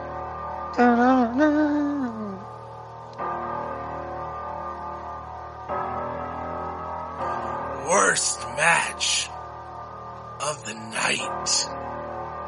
So, I know what you're probably going to expect me to say, and maybe it should be, but I'm not going with LOD. I am going with Edge versus Tiger Ali. The reason, this is my reasoning behind it. Maybe I'm wrong here. LOD versus the Headbangers was a bad match, and I felt that it was bad, and it made me feel that way. I felt absolutely nothing for this match between Edge and Tiger Ali. No emotions at all. I'm just sitting there going, why is this even here? Why are we wasting 2.5 minutes of this pay-per-view? Vince could have talked. Deborah could have showed her ass. Jacqueline could have took her top off again. Why are we wasting the 2 minutes with this match? So I think no feelings are worse than feelings of a bad match. I don't know, but that's my logic. I'm going with Tiger Ali versus Edge. It's just, I don't know. I'm gonna disagree. I'm gonna go with the Headbangers versus LOD 2000. It was definitely not a rush. It was not a rush, that match. No, not really a rush. And actually, did we mention that on air? I think I did. Did I mention it on air or off air when I was like, have you ever heard that when that music hits? We heard nothing.